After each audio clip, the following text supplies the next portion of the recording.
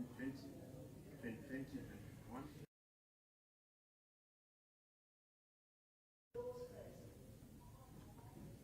I am a chair and table. Okay, just for clarification, there was an item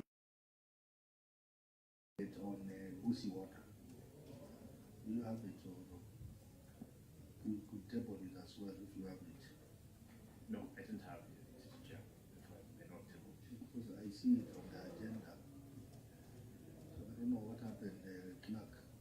The agenda item. Did you communicate to the KISII county?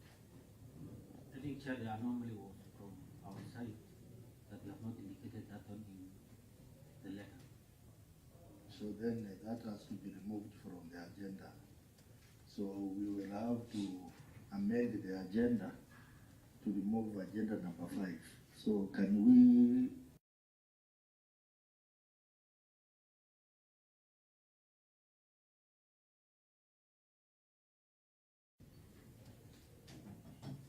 I propose. second chair? Okay. So now we have 3 issues that we are going to look at. The first one is FIF for 2 years. And the second one is KISII Referral Hospital for 4 years. And finally, the municipality for 3 years.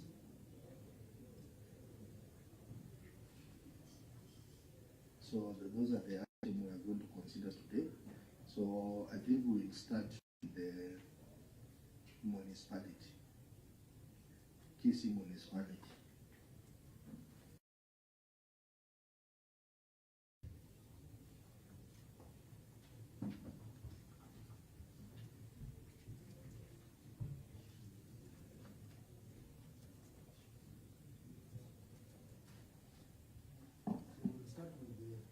KISII municipality, which honorable members is this, the response is contained here,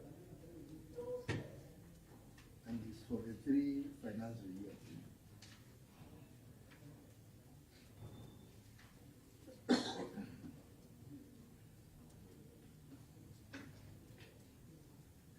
So I think I take it to the auditor to take us through the report for the year ended June 2020. You give us a brief about the report, and then proceed to indicate the status of each query in that report. After that, we proceed to the next report, which is for the year ended June 2021, and finally for the year ended June 2022. Auditor?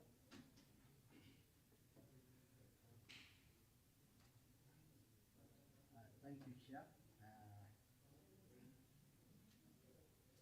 The audit report for the financial statement for ARATI support program, which is KISII municipality for the year ended that is June 2020.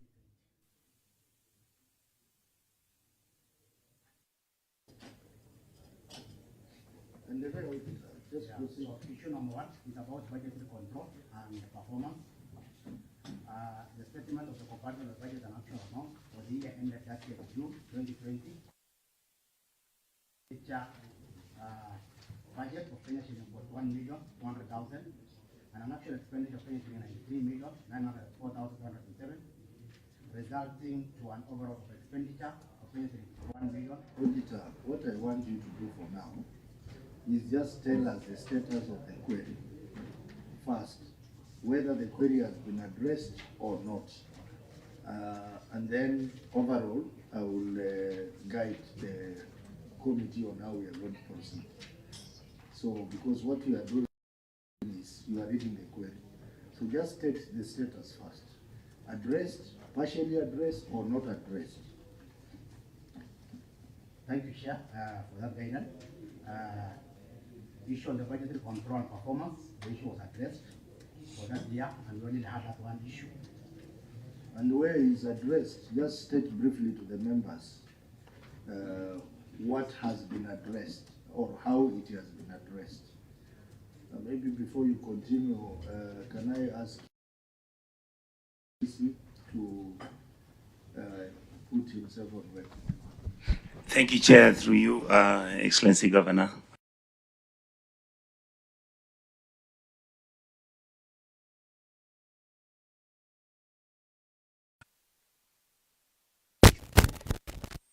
Welcome, KISII. Proceed, Auditor. Thank you, Chair. The issue was addressed because the financial statement earlier on, in terms of the budget, reflected a budget of 41,200,000, and that when we do the review, there was an error on that financial statement in terms of the budget comparison. But the county were able to provide a supporting documents on the approved budget, totaling to 285,805,956. So how has the error been corrected? Has it been corrected in the financial statement for the preceding years, or how has it been corrected? Chair, here we are just saying the issue has been addressed because the financial statements already had an error, and you cannot go back in terms of correcting those financial year, and which has already been audited. But in terms of the supporting documents, where they earlier indicated the budget of 41,200,000, they were able to provide the approved budget, for which reflect now 285,805,956. Okay, if a member has an issue, any member with an issue on that, Senator Onyonka. Thank you. This goes to the AOG. What caused that problem? Was it because during the audit review, you maybe I should ask a different, was there an entry meeting, an exit meeting? Because that could only come out because either there was no meeting or there was no implementation. But then when you then said this is going to be advanced, they then reacted and provided the documents. Am I right? Is that the reason why we are having that problem? Through the chair, it's true. This is when the financial statement was prepared. There was that error that has already been done. We did entry meeting, of course, we did exit meeting. But now, during the verification of provisional information, the county executive were able to provide now the actual correction, and were able to submit the error in that budget.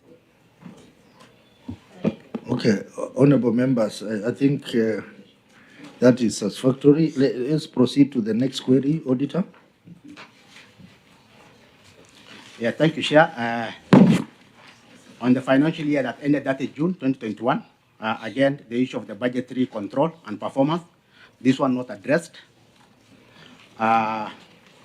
It was also one item in that year about the budget. For the financial year that is June 2022, which had a qualified issue number one was failure to depreciate property, plant, and equipment, and not addressed. And then issue number two is about budgetary control and the performance. Yeah, he's already on 2022.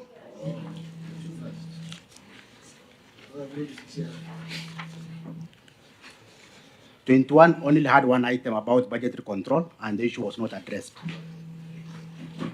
20, proceed. Point, excuse me, Chair. Yes.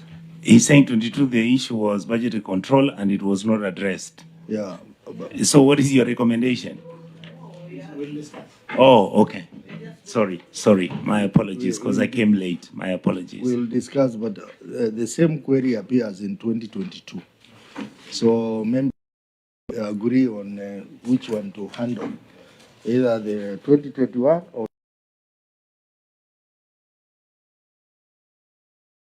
Yeah, for 2022,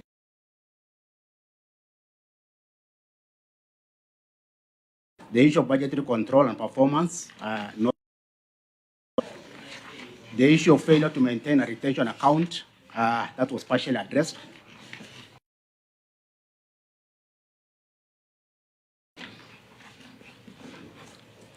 Thank you, Chair.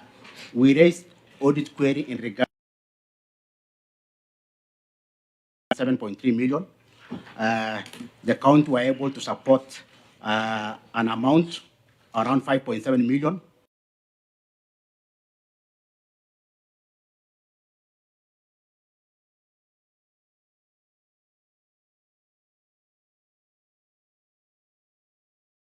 So I think, honorable members, we can look at this. Proceed.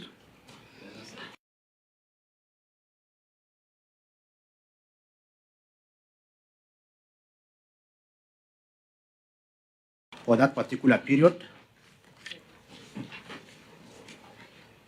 And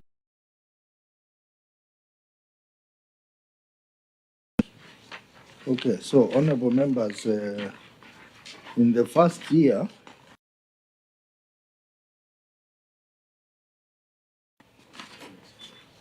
June 2020,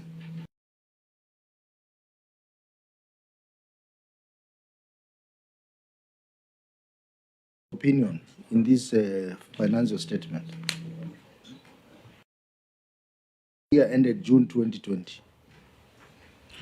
Yeah, it was unqualified. Unqualified, okay. Yes, unqualified.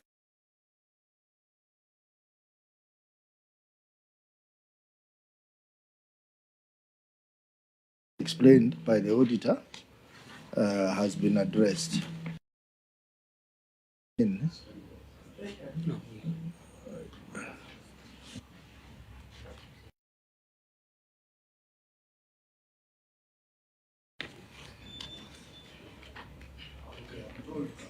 Only those are MCS from.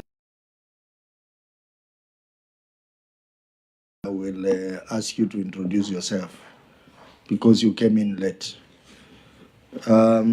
So the first year, the year ended June 2020, the report was unqualified and the only query has been explained satisfactorily. That is budget.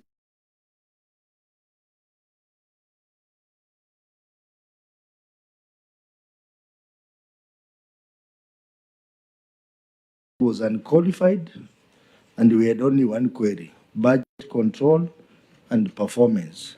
But the auditor states that the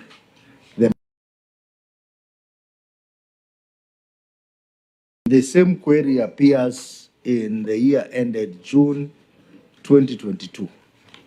So, honorable members,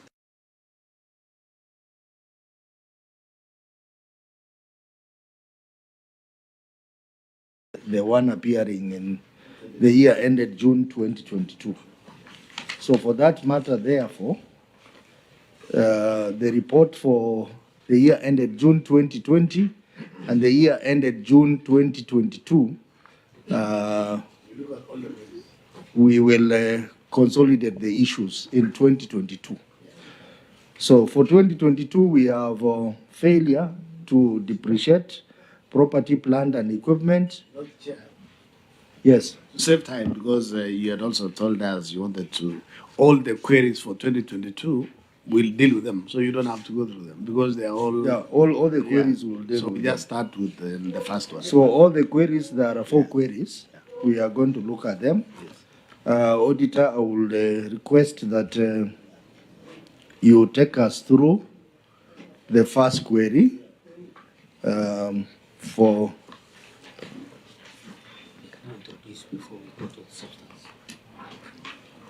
Okay, the MCS from Makueni, you can now introduce yourself. Sergeant Atam, please provide the mic. Thank you. Through the chair, I'm Brian Soka, the chairperson, County Public Investment Committee, Makueni County Assembly. Thank you. Excellent. Chair, I'm Jonathan Mwoki Mwaniki, Vice Chair, the Committee on PIC, Makueni County Assembly. Thank you, Chair. My name is Engineer Jackson Dolo Kemunye, the Deputy Minority Leader, Makueni County Assembly, and a member of Public Investment Committee. Thank you. Thank you, Chair. My name is Engineer Kisungi Wakatete. I'm a member of this committee and also the Majority Leader, Makueni County Assembly, under the Wiper Party. Thank you, Honorable Chair. I'm Jed Skalunda, member of this committee and also the leader of minority, that is the party Muungano. Thank you very much. Just for correction, you don't say this committee because this committee means this one that is sitting. Thank you, Honorable Chair. That is corrected in the answer. Okay, thank you very much. Yeah. Good morning, everyone. My name is... Simama watu wakuone. Good morning, everyone. My name is MC Janet Kitunga. I am a member of Count Investments Committee. Thank you for this opportunity. Good morning, everyone. Through the chair, Clin Kamula, I'm a member of Public Investment Committee of Makueni County Assembly. Thank you. Welcome, Honorable MCS, to this session.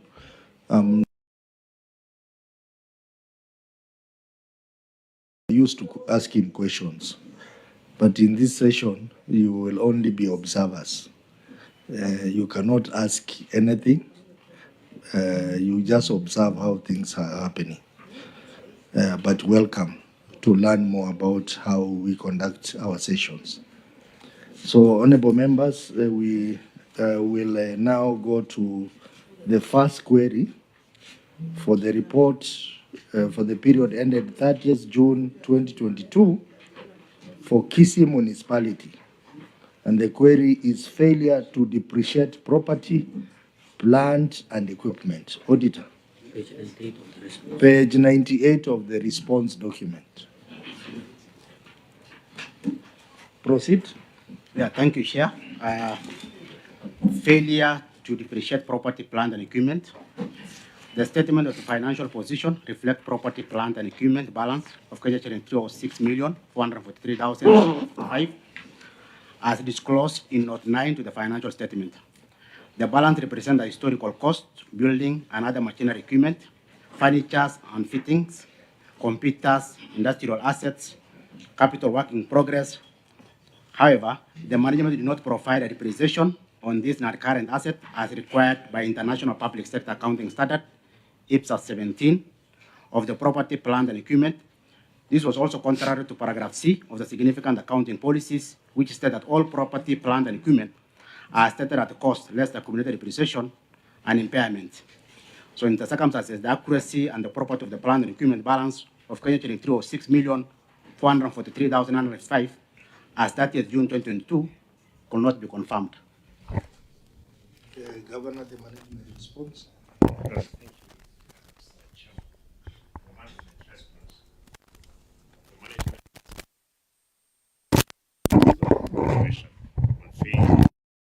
Properties, plants and equipment. Depreciation was not done because KISII County government does not have a policy on depreciation. The management has noted this and is committed to develop a policy guideline for the county. Before I come to you, members, I would like to hear the comments on the response by the auditor. Yeah, thank you, Chair. The management has the failure to depreciate property, plant and equipment. Depreciation was not done because KISII County got depreciation, so the issue not addressed. So, Governor, maybe you can tell us how far have you gone with the formulation of this policy? I'll come to you. The reason I was going to say, I hope you've not ruled.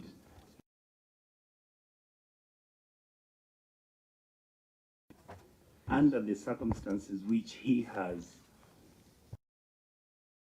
not been solved, what would his recommendation be before Governor responds? Yeah, very well. Auditor, please. Yeah, thank you, Chair. As stated in terms of the IPSA's accounting, any property, plant and equipment must be reflected net cost of the depreciations. So in circumstances where the depreciation has not been provided, then it means the financial statement has been overstated. So the county requires to put their depreciation policies in place so that going forward, the financial statement reflects fair view of the states.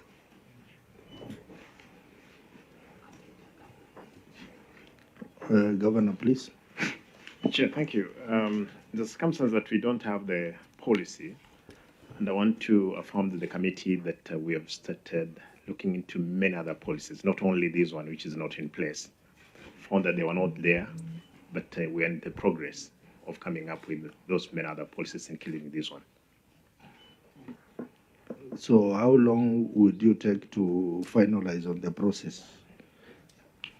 Because as the auditor stated that without depreciation, it means your financial statement are overstated. Chair, again, I'm sure there is the new communication from Treasury on the common policy that is being used. Is that the one that we are using at the moment? But again, as I have indicated, it's clear that we are in the process. God willing, by the end of the year, we'll have gotten the policy in place. Okay, let me start with Senator Kisang, and then I come to Senator Nyonka. Chairman, it's just a comment. I'm very surprised that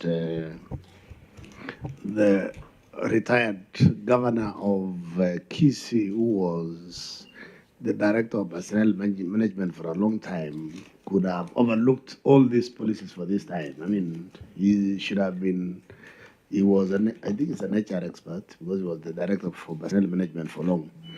It's a serious oversight that policies are not in place. Maybe also ICT policy is not there. Maybe risk management policy is not there. So the governors, the first governors under the devolution slept on the job. So please, we know how we did in the last parliament. I hope you are not going to take another 5 years because your audited accounts are coming up, 2023, 24 years. So I hope by the time we are discussing, you will not have, you are not going to wait for Treasury for eternity. You need to develop yours. Yeah, and maybe before you come in, Senator Nyonka, the auditor, the first 2 years, you had unqualified opinion. I'm just wondering why you later on discovered that you have no depreciation of your asset. What was anomaly there? Because unqualified means the report is good, but then later, a year later, you discover that the depreciation is not done well. So what could have happened? Yeah, thank you, Chair.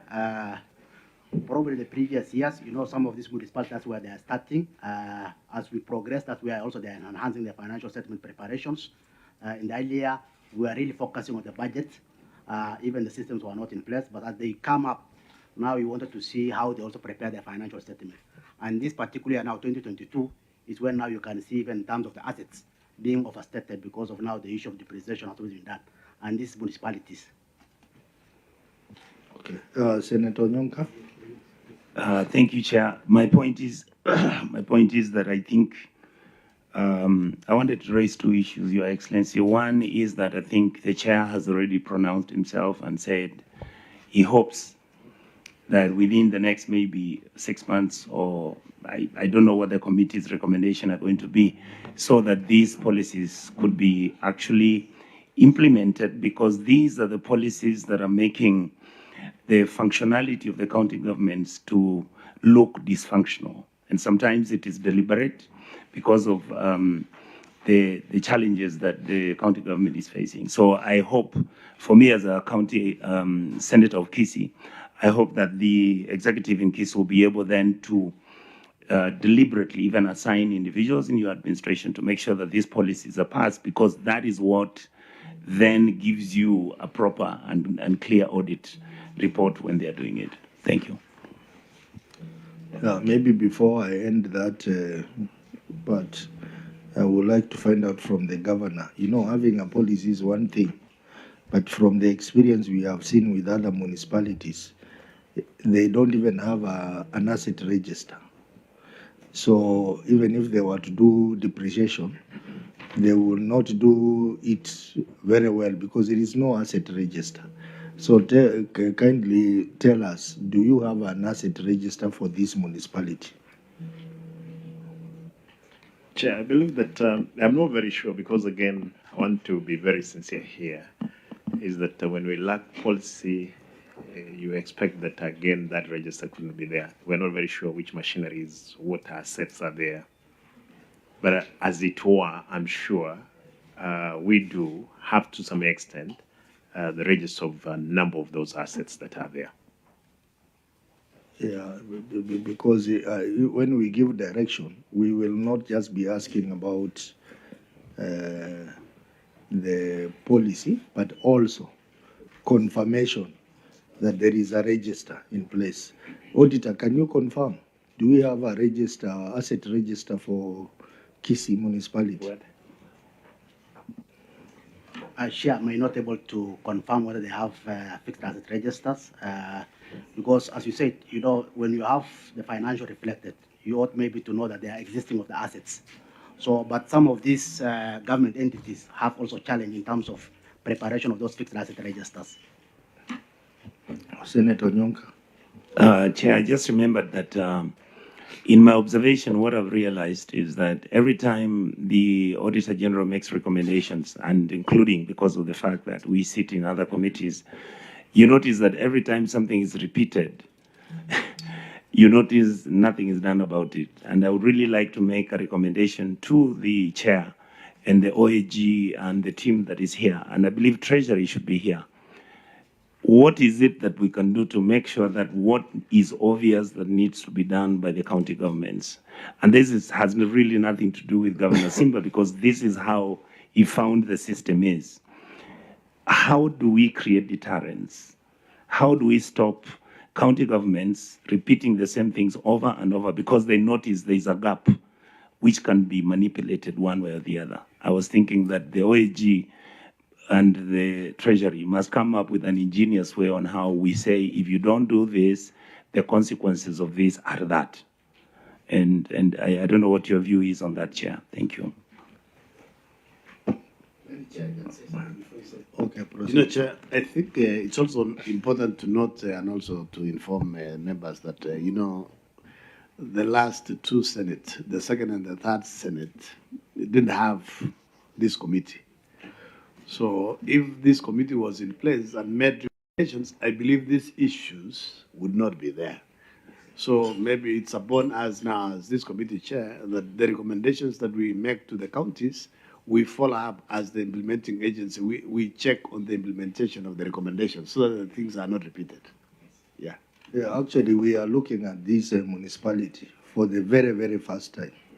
After this, we are going to look at KISII Referral Hospital for the very, very first time. So some of these gaps, we will be addressing them through our interim recommendations to the governor and the team to go and deal with. Governor, you look like you want to say something on that. Chair, I want to agree with the committee because it's important for us to have even that register, the asset register. If we don't have it, you definitely have that anybody at his second term, they would want even to sell the assets to also there. Therefore, it's important. We are working towards it, making sure that all the assets of the municipality, and again, even for the county, they are captured somewhere. Yeah. So I think, Onyonka? And those records should be with the Transitional Authority, Your Excellency.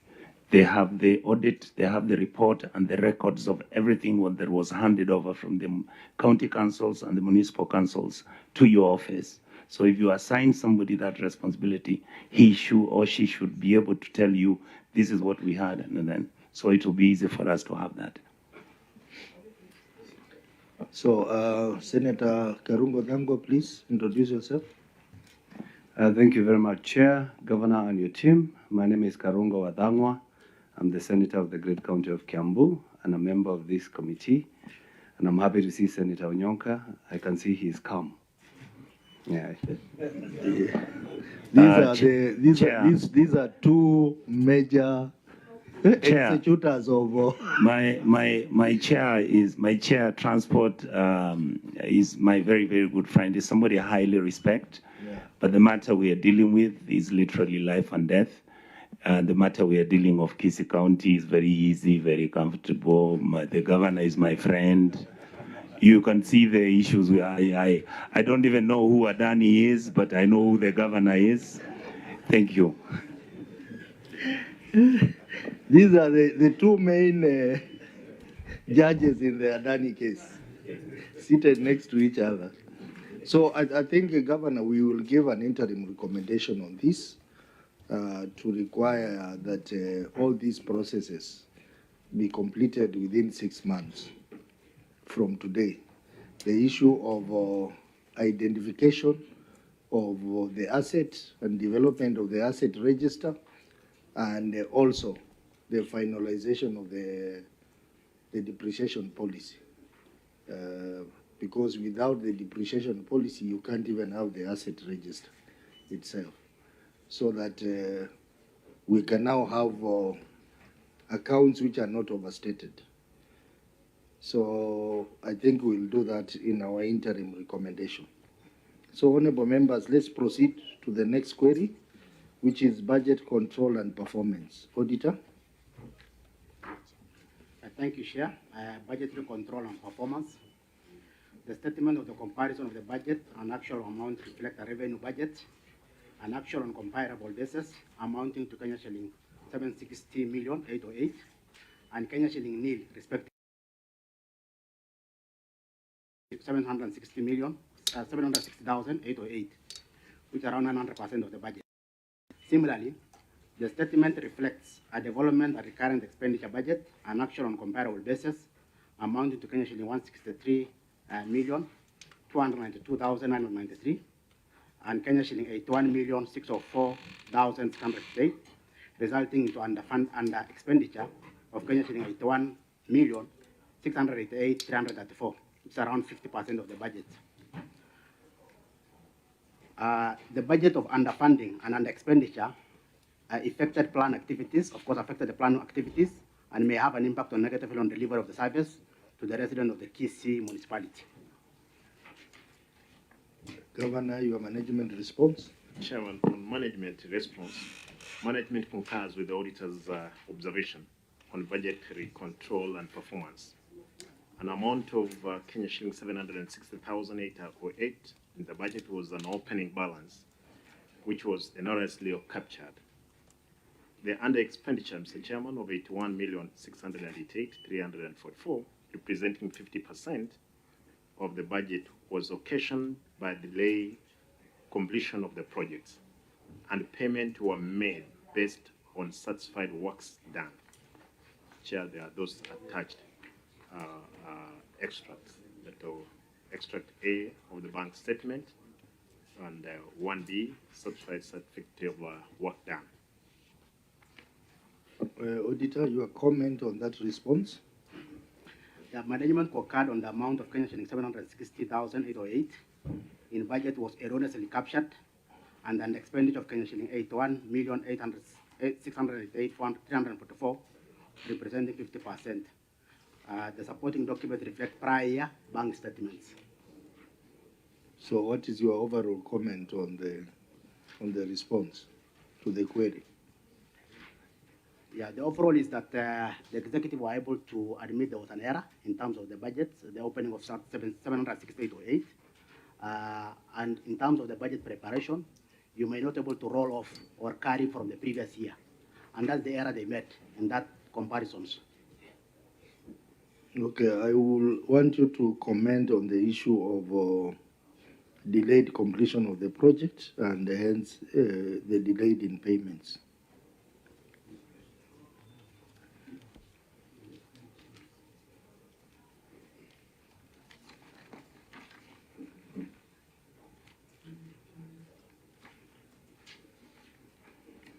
Yeah, thank you, Chair. In terms of the delays of the disbursements, there was some bank extract that has been provided in terms of how they are receiving the funds late. At the same time, in terms of even the certificate work done, you know, that brings the issue of the absorption. When we are saying that the budget absorption, probably one of the attributes could be you have received some of this fund late. That can cause in terms of the absorptions. But to receive some of these fundings maybe in advance, and the work done is being paid on time, then it means that the budget absorption can go up in terms of the expenditure. Honorable members, it's your turn.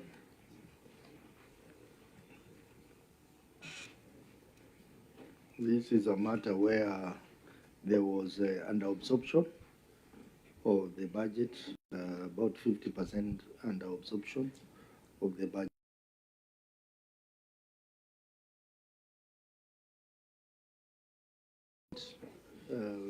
As you do that, Senator Edie, please introduce yourself.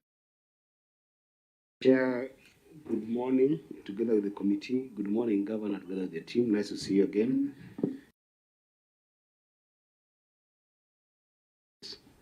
But as one of the deputy party leaders, we wanted just to have this one deputy leader, party leader here, but it's okay. But on a more serious note, Chair, on page 128. Put your name on record first. Oh, well, I thought they know me. KISII is my neighborhood. So Eddie Gisheru Okech is my name. I'm certainly the senator from Migori County and a member of this committee. So proceed. Yeah, Chair, on page 128. 28, I'm looking at the statement of comparison of budget and actual amounts for the year ended 30th June. Are we together there?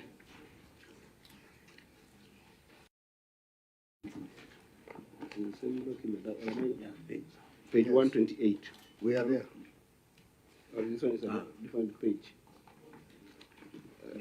That's a page number. Chair, I'm seeing the indication of the figure under total revenue for 760,808. And in Governor's remarks, if I got him right, he said that that was the opening balance. Is that so? So if it was the opening balance, I would want to know what was the budget. What was the budgeted amount? You see that figure, Governor? Was the original budget equivalent to that amount, or that amount was just the opening balance from previous year? It could be only an opening balance because it cannot be the budget. And it's wrongly, it was actually wrongly captured. Okay. Yes. But still, what was the budget amount?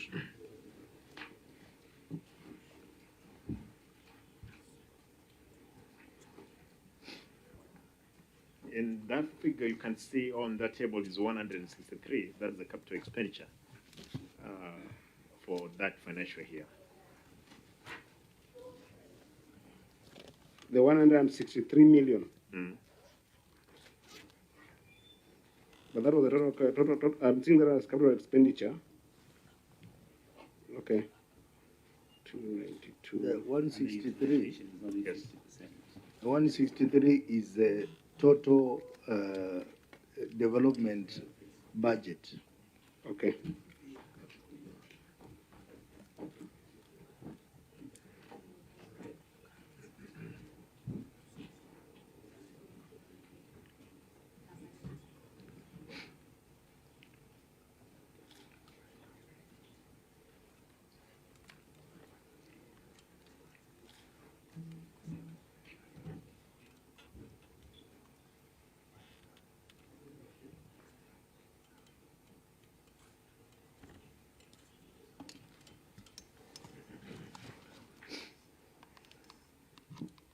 So this 163 was allocated. Well, it was not just the budget, but it was also allocated, right? In the query, that is. In the query, that's Yes. what they're saying. Chair, Yeah.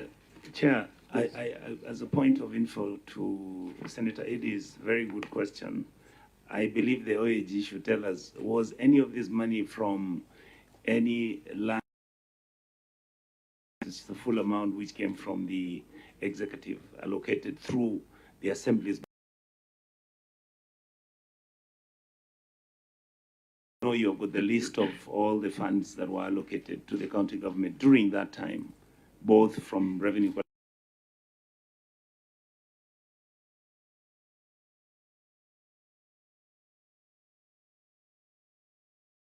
The understanding about this because it says this is a donor funding. Where is Musawe?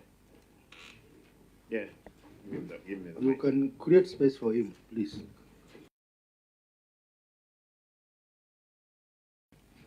Thank you, Chair, for the figure that has been captured in the statement.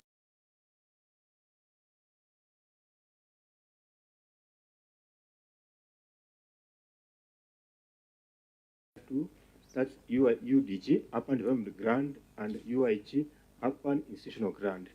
The 760, it was for Urban Institutional Grant, and the grant was made for it was for one, and it was for 50 million. For this previous financial year that we had received the full of 50 million. Chair, I'm a little bit confused here, but I'll try and there are two budgets here. If I perhaps you can help me. There is a revenue budget.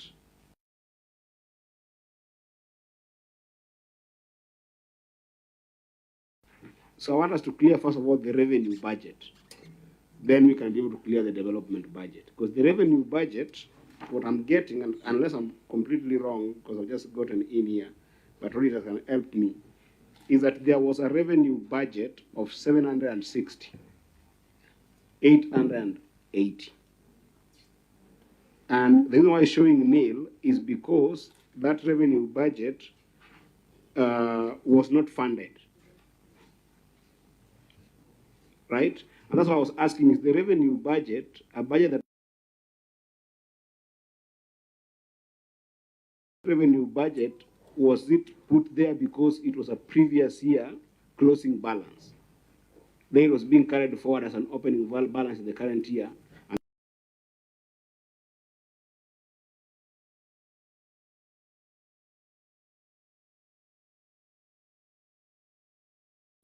For revenue.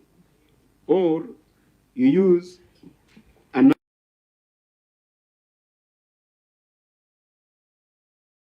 closing balance. Therefore, there was no revenue raised.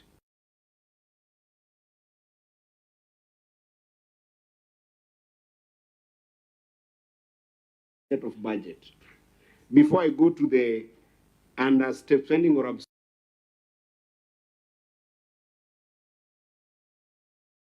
under expenditure on the development capital. So before you got there, can you clarify for us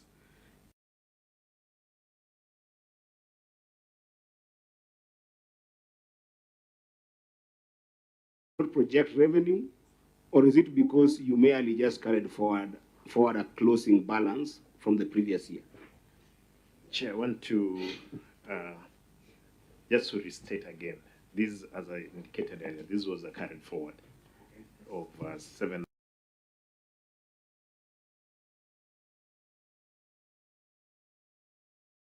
Auditor, why did you have an issue with that? If it's what was it? Are you okay carried forward? Chair, maybe through the chair, yes. When you prepare the budget, yes, as you even rightly put earlier on, you are projecting. You can see there's original budgets, and also if there's an adjustment, then there's final budgets. So this money you have already received prior year, so you will not need to carry again forward in terms of the budgeting. You remember the budget preparation is zero-based budgets in terms of the revenue and the expenditure. So that the projected revenue and also the projected expenditure. Then now you make a comparison on actual on that financial year, but not necessarily carrying forward maybe the closing balance of the bank statements, reflecting as the budget. That's the issue the audit had. So, sorry. Chair, you know, I've seen this issue of budgetary control. Maybe, and you know, it's common in all the counties. I don't know. It looks like there is a way the auditor is expecting, and then there is a way the county governments or the accountants are doing, and then it raises a query. So I'm just that maybe some capacity or maybe market needs and treasury. I mean, that this is a common thing. So for us to stop this thing in the future, maybe we need to think what really needs to be done so that the counties basically are capacitated so that they know what to do instead of this thing recurring every year, because I've seen it is everywhere. So it's a challenge.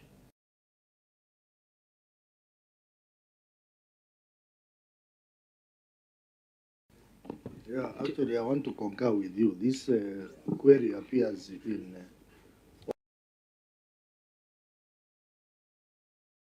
is a gap there, which you need to address, maybe between the accountants and the auditor, so that you can agree on the way forward. But let's have Senator Eddie. My last question, and perhaps I want us to conclude on that. Yeah, so comment. The reason why I brought the issue of 760 is because the governor said it was an opening balance, a close.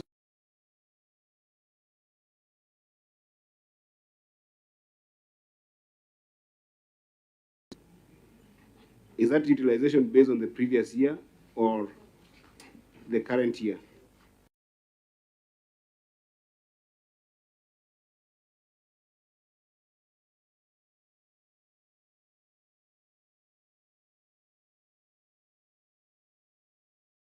That financial year, 2022, if you roll off the previous, and of course you can't, that's already an error, then it means that that year you have not projected the revenue that you are supposed either to receive, and you have not even projected in terms of the actual. So that's why you see it zero. And even in terms of the preparation of the use, in terms of utilization, is indicated zero, because that's when now the part of the revenue we are talking about. Yes, my comment now, because of that, is that I would have wished to see a projected revenue as the basis of this revenue, not the closing balance. And if there was closing balance,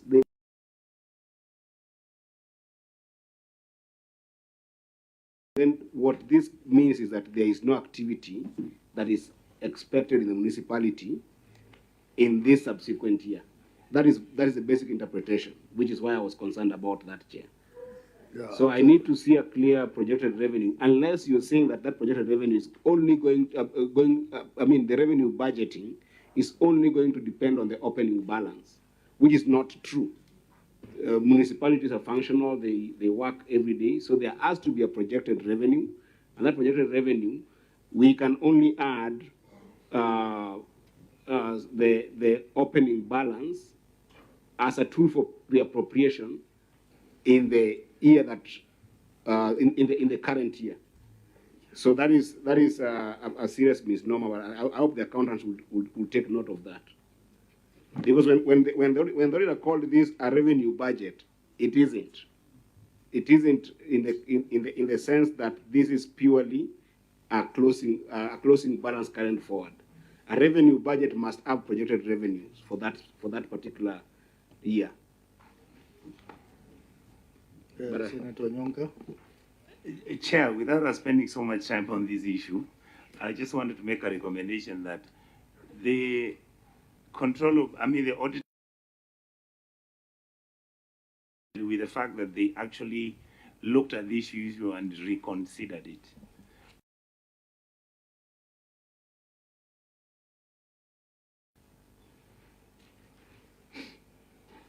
Yeah, thank you, Chair.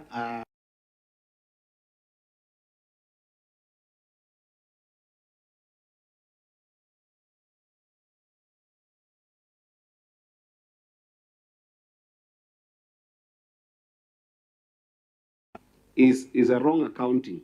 It's not an error. It's a wrong accounting.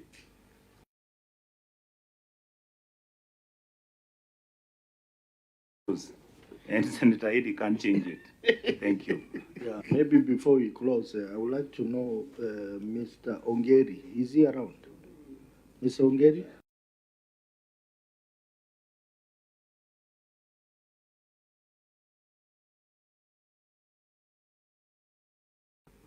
Mr. Jojo Guare.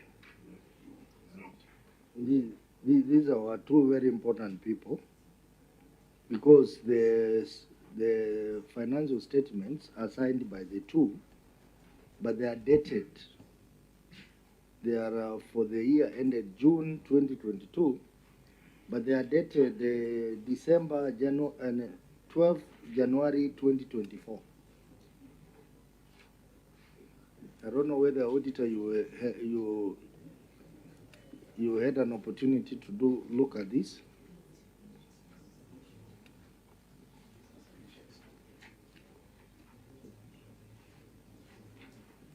Mark, you can chip in.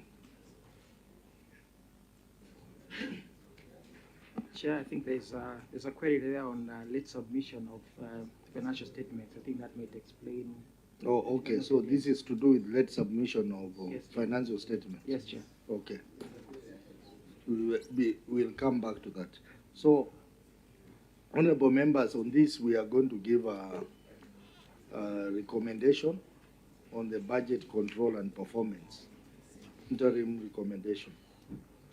The next query. Yeah, thank you, Chair.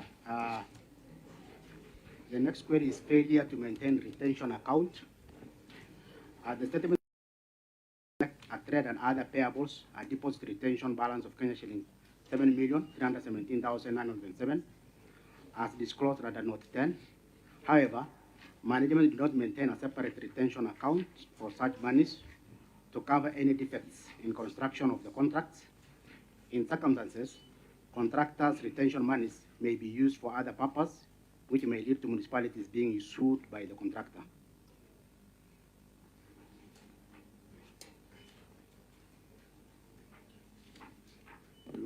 You can finish the query. Okay. Governor, your response? Chair, management concurs with the Auditor's General observation on failure to maintain a retention account. It's important to note that this is a donor-funded project with specific terms and conditions on account opening.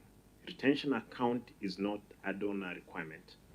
However, the retention monies were prudently managed and paid, and we can have them in those attachments. 2A, 2B.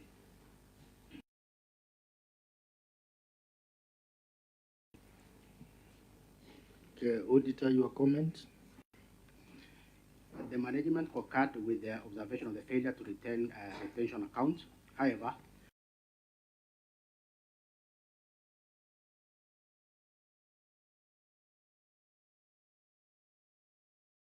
coinciding with the balance of Kenya shilling 7,317,972, the audit query raised. So there is an unexplained variance of 1,520,000.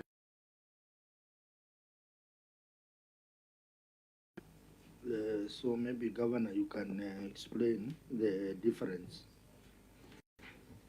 of about 2 million. Can I hand over to my person? Accountant?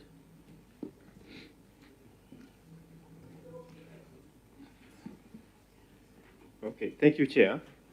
As the auditor put a clause about the retention, that we did not have a retention account, and the variance is talking about of 1.2 point something million, that we which is not reflected in the schedule that we provided. No, these have been ongoing works, and we only at the end of this financial year we had to clear those who had finished works, and there's a bill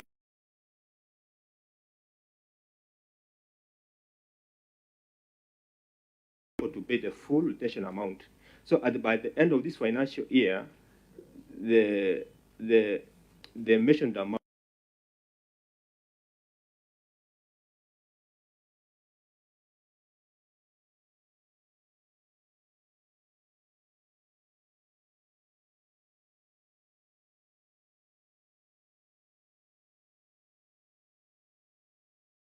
Thank you, Chair. If the amount which is outstanding, the variance 1.5, indicating that the amount that needs to be paid maybe within this financial area, maybe work has not been done, then if that schedule will be provided, then the issue will be cleared. Because we queried around 7.3 million, but the supporting schedule that has been provided is indicating 5.7 million. So can you provide that additional schedule? Yeah, the management will give us time, the management will provide.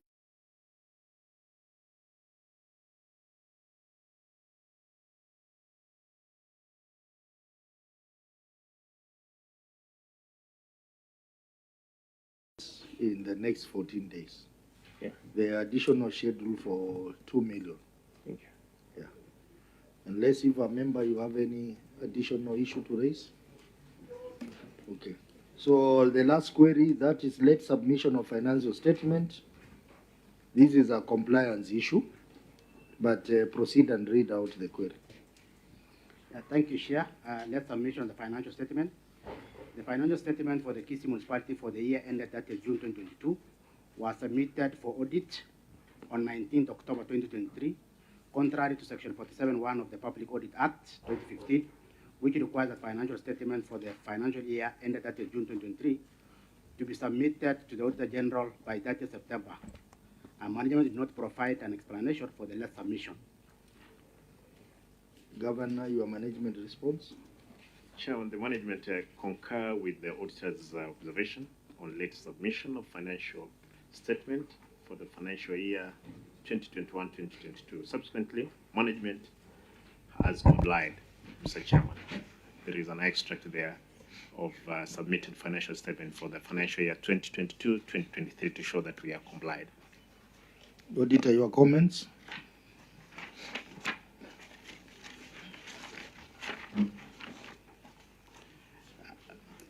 The management concurred with observation on the late submission of the financial statement for the year ended 2021-2022.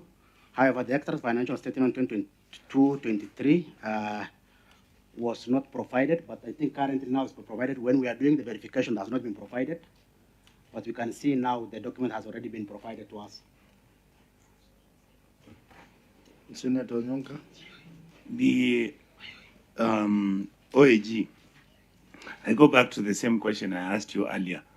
And Chair, I'm really struggling with the recommendation or with the observations that OAG makes. Why don't you want to pronounce yourself how you cure this problem?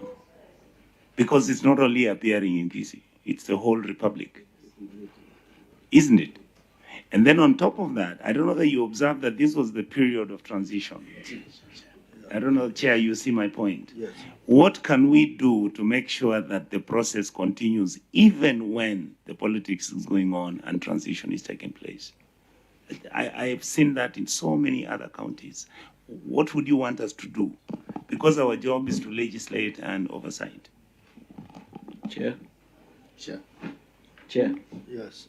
Chair, you know, I think the legal counsel needs to read for us the relevant section when you do late submissions. Secondly, Chair, Governor, I think your accountants are very lazy. If you check the responses, they are standard. It starts with I concur. And they don't give further reason. There is no flesh in those statements. So, I mean, this is being lazy. I mean, you're a serious governor and deputy party leader. I mean, Chair, just before the legal goes, you know, Governor, we had the auditor here, and we had 3 hours with the Auditor General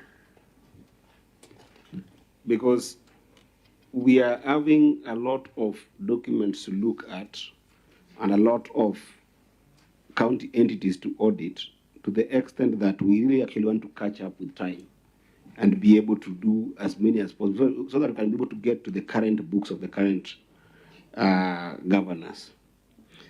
Now, the problem we are having is this issue of late submission. You know, when Senator Kisang says your officers have said, I concur, it's basically going to the law, to the court and saying, I am guilty. And Governor, I think that probably you're going to be the first county that is going to be punished with this, your officers. Because this idea that what the law calls accounting officers constantly putting their governors in a very bad light of not doing their work must stop in counties. It must. And I think that the accounting officer, before we read the punishment, I want you to read for us PFM Section 149. What is the title of that section of the law? Can you give the officer?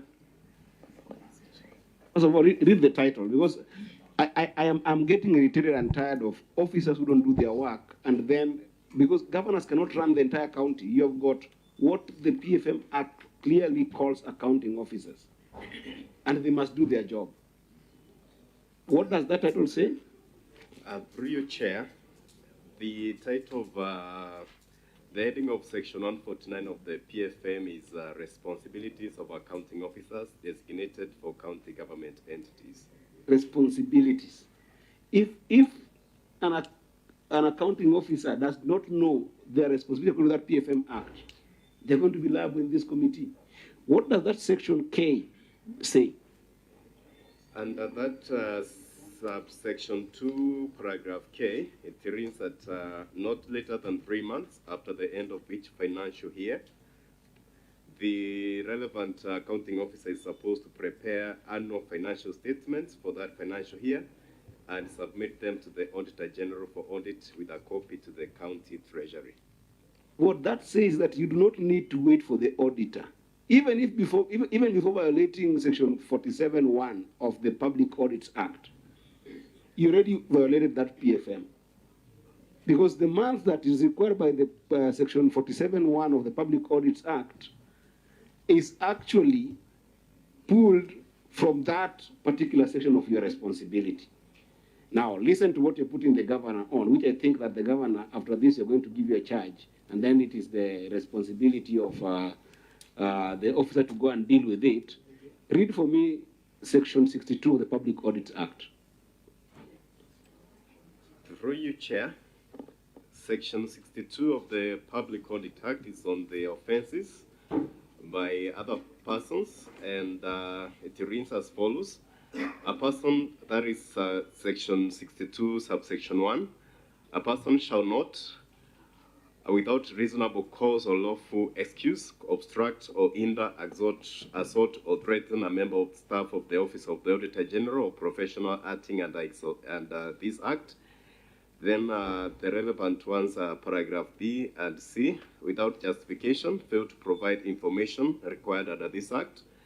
C, without justification, fail to provide information within reasonable time that is required under this Act. Then there is the issue of submit false or misleading information and misrepresent to or knowingly mislead a member of staff of the Office of the Auditor General or professional acting under this Act, or interfere with or exert undue influence on any staff of the Office of the Auditor General or on any person authorized by the Auditor General to perform the functions under the Act. And then the fine is under subsection 2, where it reads that a person who contravenes subsection 1 commits an offense and is liable on conviction to a fine not exceeding 5 million shillings or to imprisonment for a term not exceeding 3 years or to both. Thank you, Chair. That's the law. When you said you concur, this committee sits under Article 125 of the Constitution. It's a high court. So I don't think there's anything the chair can do. You have concurred that you violated those sections and the punishment is there. It's 5 million or 3 years jail term or both. I think if the chair is very lenient, he might give you 5 million, because I don't think you want to go for 3 years in jail. Or he can actually give you both if he really wants to send a message. It's that simple. The accounting officers are giving governors headache in the county. You've got a section for yourself in the PFM Act. This is not about the executive seat of the governor. It's not in question here. It is directly on you, 149 of the PFM Act. So, Chair, I don't know how today you woke up, whether you took tea, whether you were nice, I don't know. But I think that is the law of what they have concurred about. If you choose, you can punish and then make it known to the country that there are some accounting officers who do not do their job that need that punishment through the executive, who is the governor. Just for your information, the two accounting officers, that is Nahashon Ongeri, who was the municipal manager, and George Ongware, who was the municipality accountant. Governor, are they still in employment, these people? Or they left? Chair, I can confirm that one Nahason Ngeri is on disciplinary. Is on disciplinary? Yes. May I ask, where's George Ongware? Okay. He's there. What does he do? He's an accountant there. Ongware is there. Yeah, this Ongware, he should have been here. This Ongware has an ISPAC number 1893, and according to the status, his membership is active, but he is not in good standing, meaning that his training points are below the required threshold. I can come with him next time if you require. Yeah. Bring. Yes. Yes. So I think what has been said is that ordinarily the law provides, the Public Audit Act, that these people should be punished on this offense. I will ask Senator Onyonka to say something, and then I give my direction on this. Chair, my point is that actually I'm agreeing with Eddie. That's why I told and mentioned to the OAG that what is the way out of this? What are the recommendations you make? And Chair, you could interface that with your ruling. What are the recommendations you make so that the same thing does not be repeated again?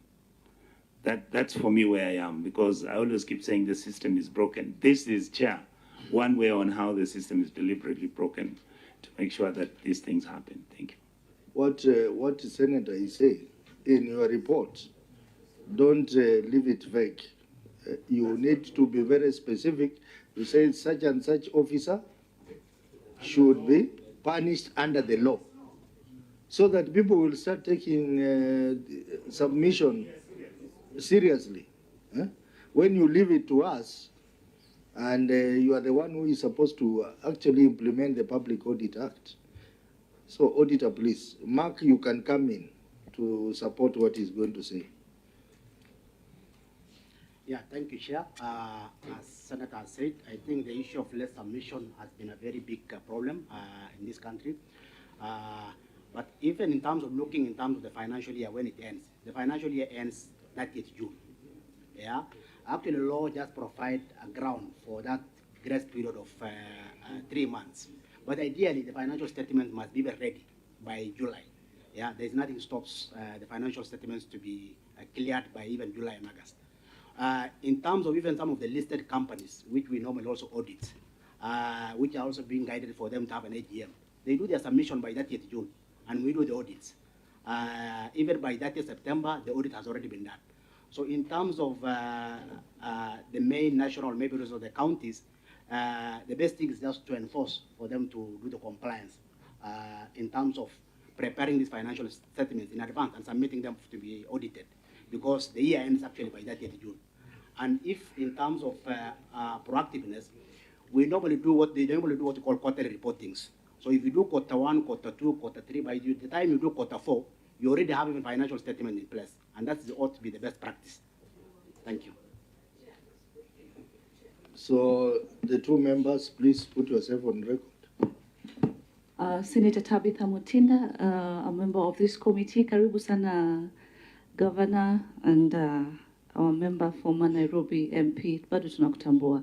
I do not sure if I would just quickly brush in my query to the CEC Finance, who is the overall in charge on this matter, so that as my colleague also puts in table record, he can prepare a feedback to this committee as to why these documents were also submitted late, because you are the one in charge of this accounting team. Thank you, Chair.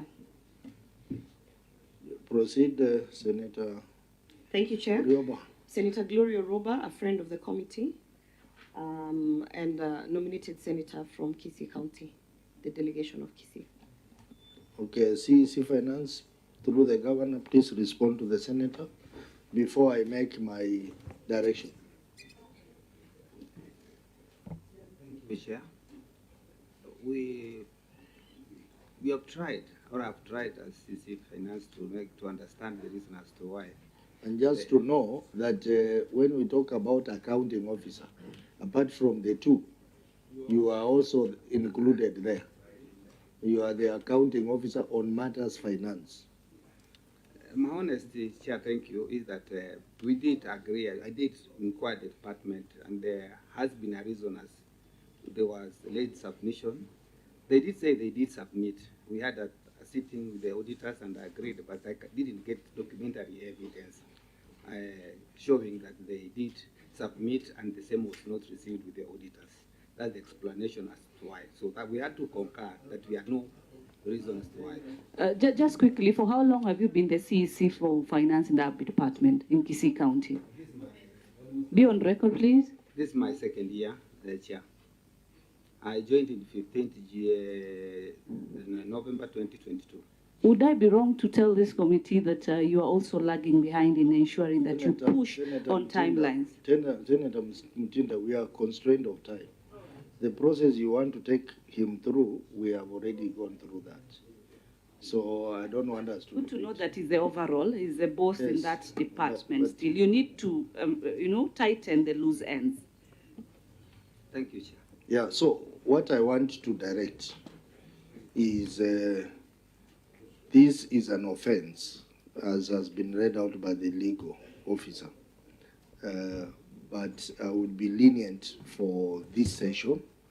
But the next session, if we have this query coming up, the CEC Finance, CEO Finance, and the two municipality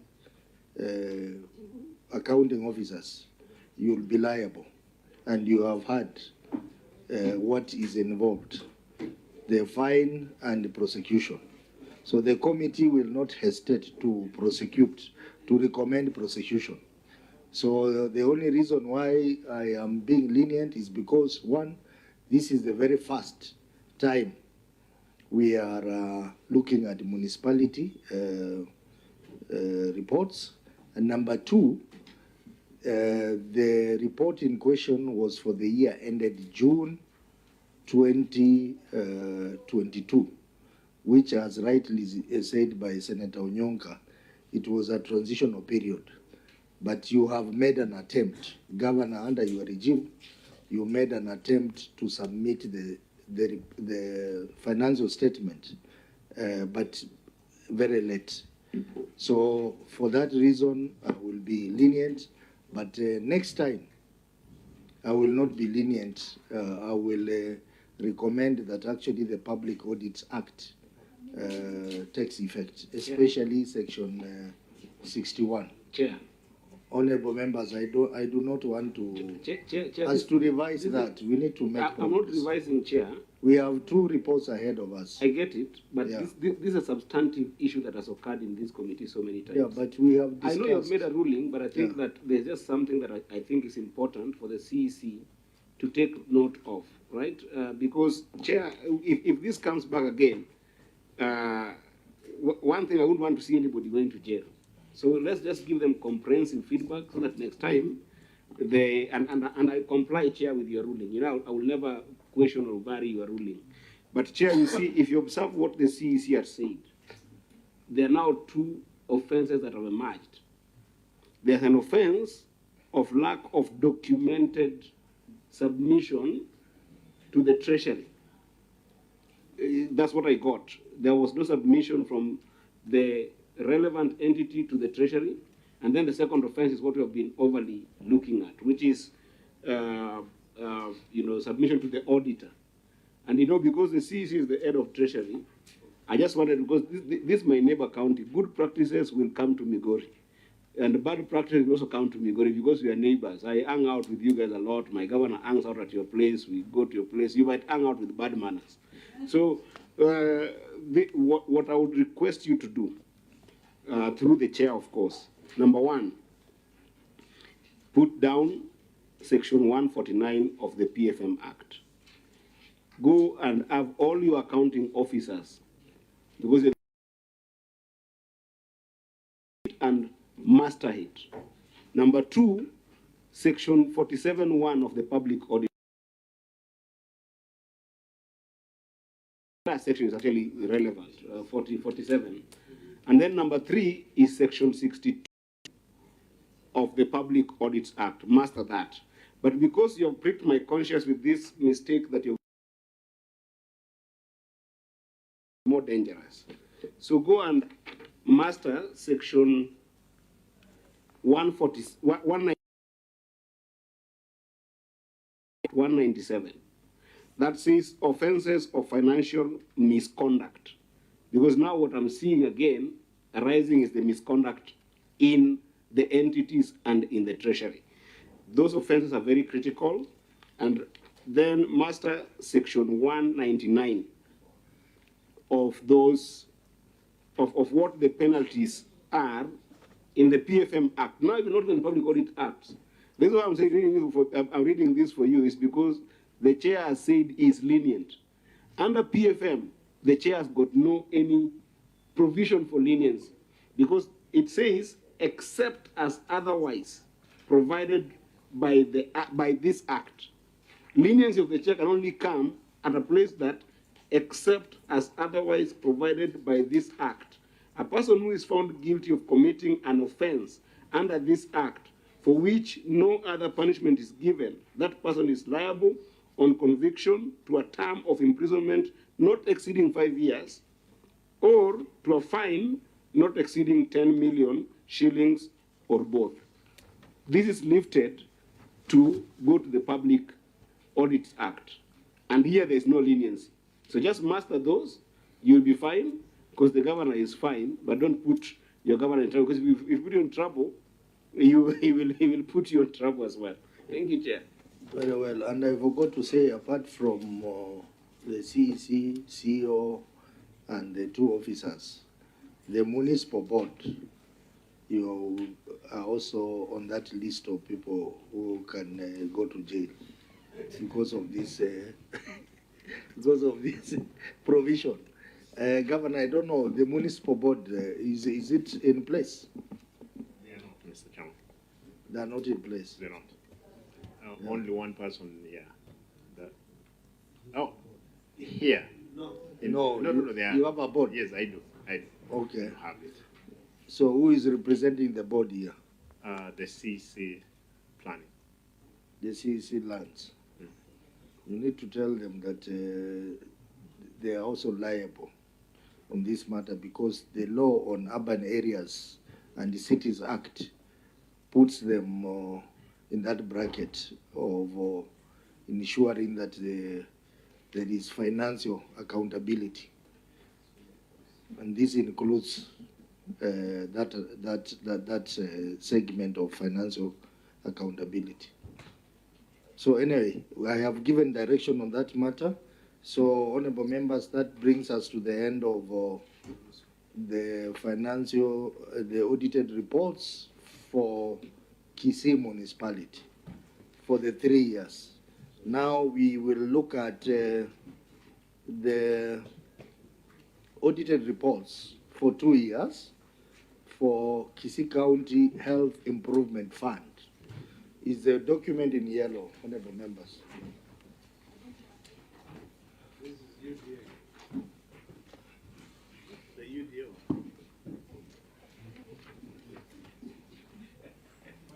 Why is the document not in orange?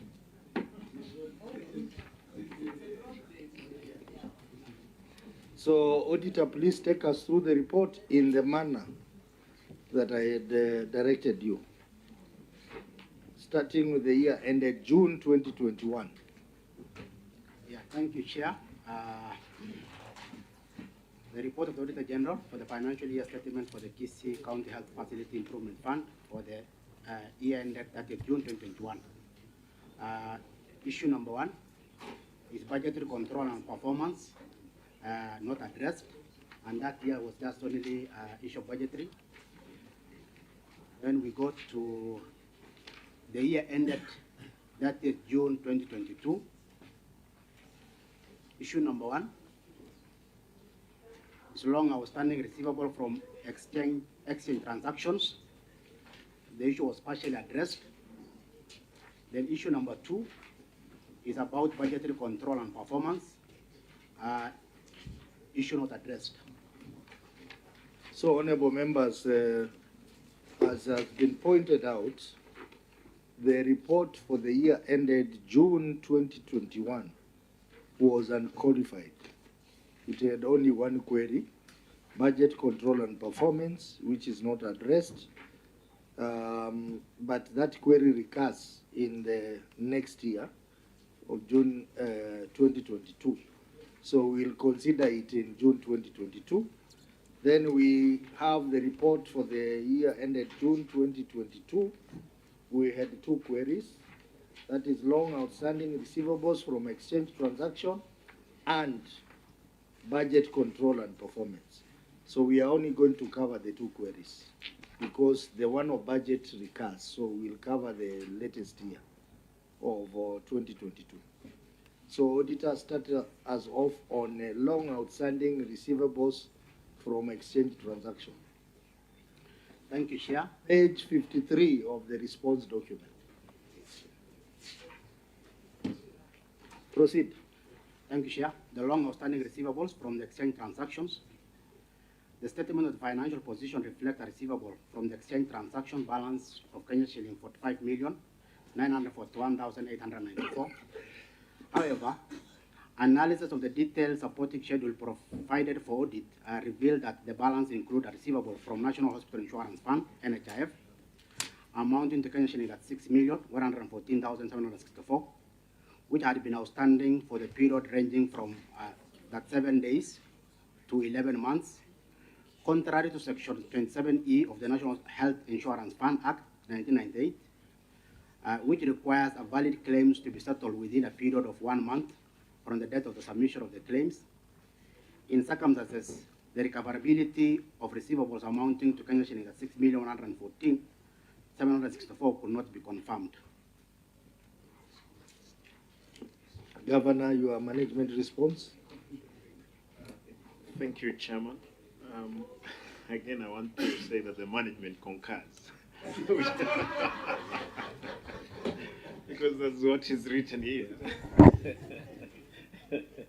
Concurs with the auditor's observation that there were long outstanding receivables from National Hospital Fund, that's NHIF, ranging 37 days to 11 months. This was occasioned by the delay disbursement of funds by the NHIF.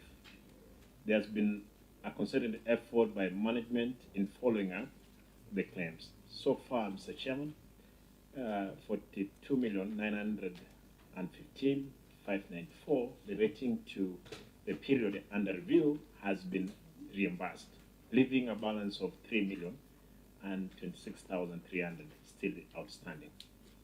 And we can find them in the attachment of 1A, 1B, and 1C, Mr. Chairman. Auditor, your comments on the management response?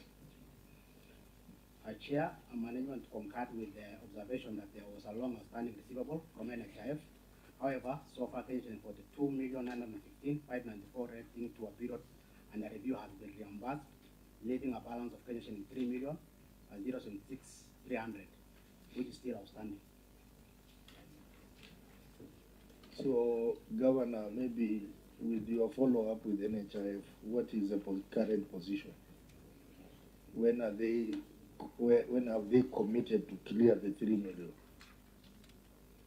Chairman, there was earlier communication that before we moved from NHIF to SHIP, they would have finished in the reimbursement of this money, but so far they've not done it. We expect that they will do it anytime soon. It is beyond our control again because they're the people who are supposed to be giving us that money back. Okay, floor is open for members. Proceed, KISII. I don't know. There is a letter that was done on 11th of January 2023 from NHIF saying that they have cleared. So, you know, sometimes, yeah, what NHIF does, because I have an interest there or share, if the claims are not valid, you know, sometimes they reject some claims. So I don't know if all the 42 million or 45 million claims were really valid, all of them, because they are paid. You still have outstanding 3 million, and they are saying they are cleared from the letter that is here. So I don't know. And looking at your response, Governor, you have said so far 42 million has been reimbursed, but the amount in question was 36 million. So what is the breakdown of the 42 million? Because it seems way above the what was outstanding of 36 million. Chair, let me ask the CC how to respond to that. CC for L. Thank you, Chair. We keep on claiming these monies from NHIF monthly because patients keep using NHIF on daily basis. So every month we keep on claiming anything that is outstanding from NHIF. So are you suggesting that for this particular query, because the query was about 36 million, that has been cleared? Yes. Yes, yes, Chair. Yeah, Auditor, can you confirm that? So that the balance of the amount, that is 6 million, is for the current period.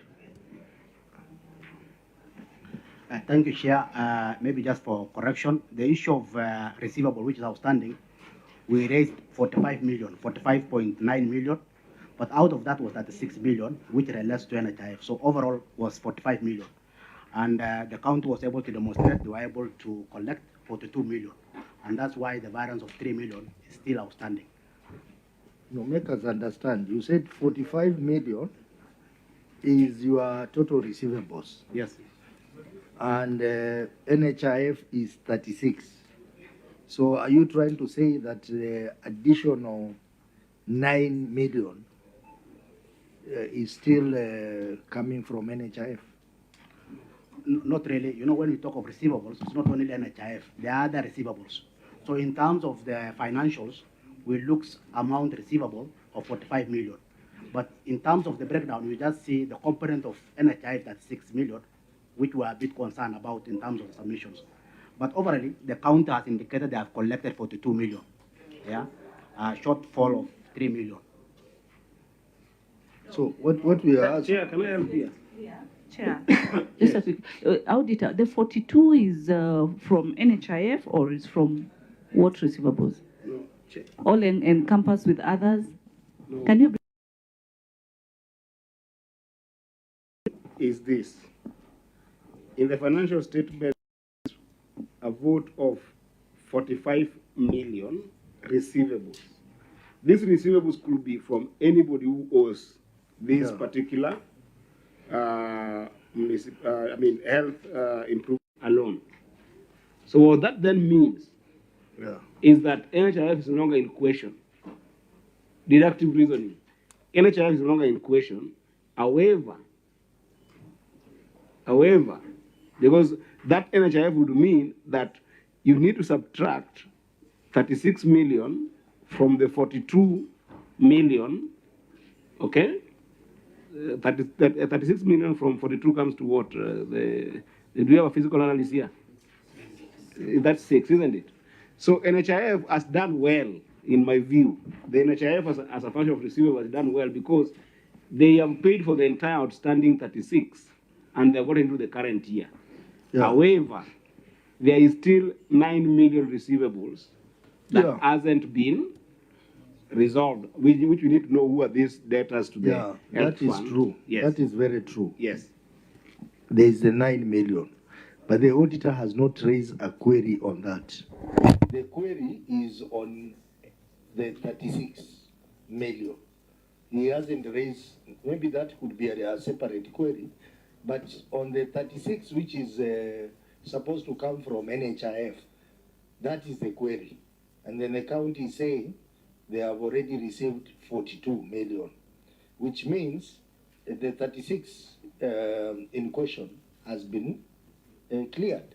So we are remaining with an extra 6 million, which is, as the CEC Health was saying, could be for the subsequent claims, NHIF claims.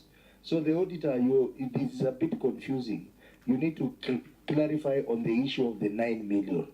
The 9 million, you have not raised it as part of your query.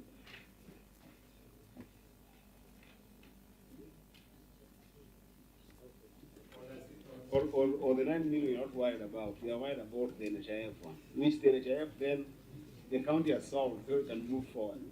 Because I think that the county has done well and performed up and above the 36 million. The county has actually received 6 million more for the current year. So the fund is doing well in terms of So, auditor, respond to that. We want to make progress.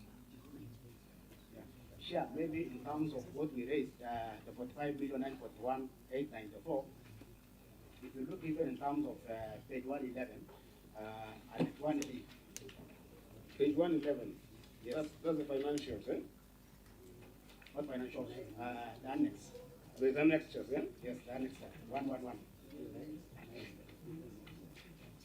111. Yes, we are there. They are named of the facilities, which range from 1 to 17. Yes.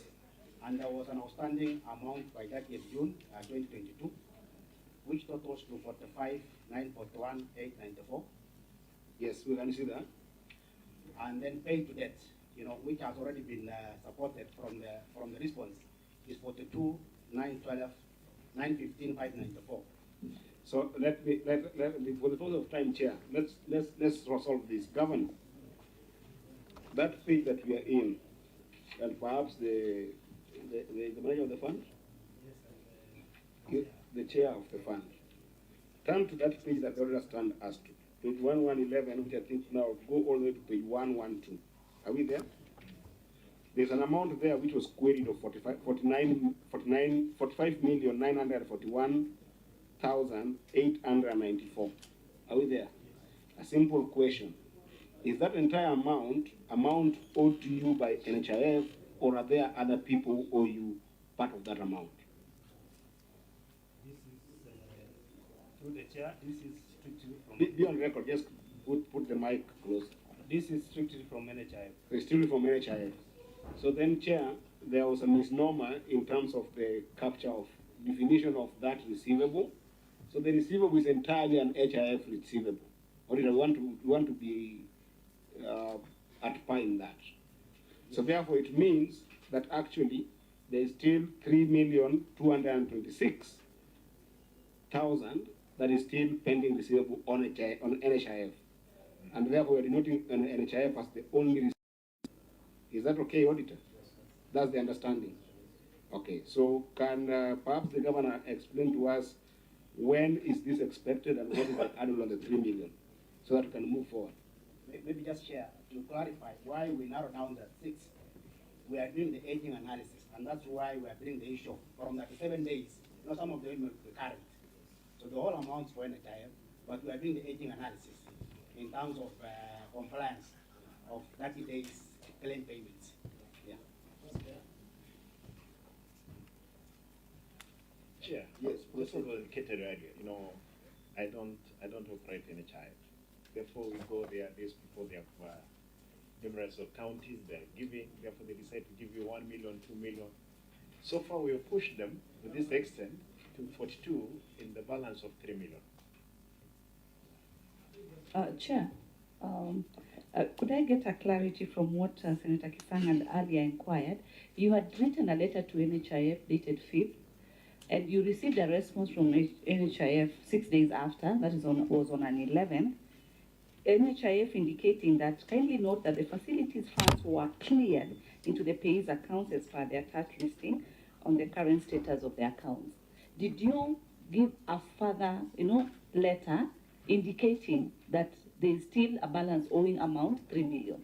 Because you seemed to be satisfied with this feedback, which tells the committee that there is no outstanding according to NHIF. I'm sure there could be that communication. It's only that I don't know. Let me hear from the CEC Okay.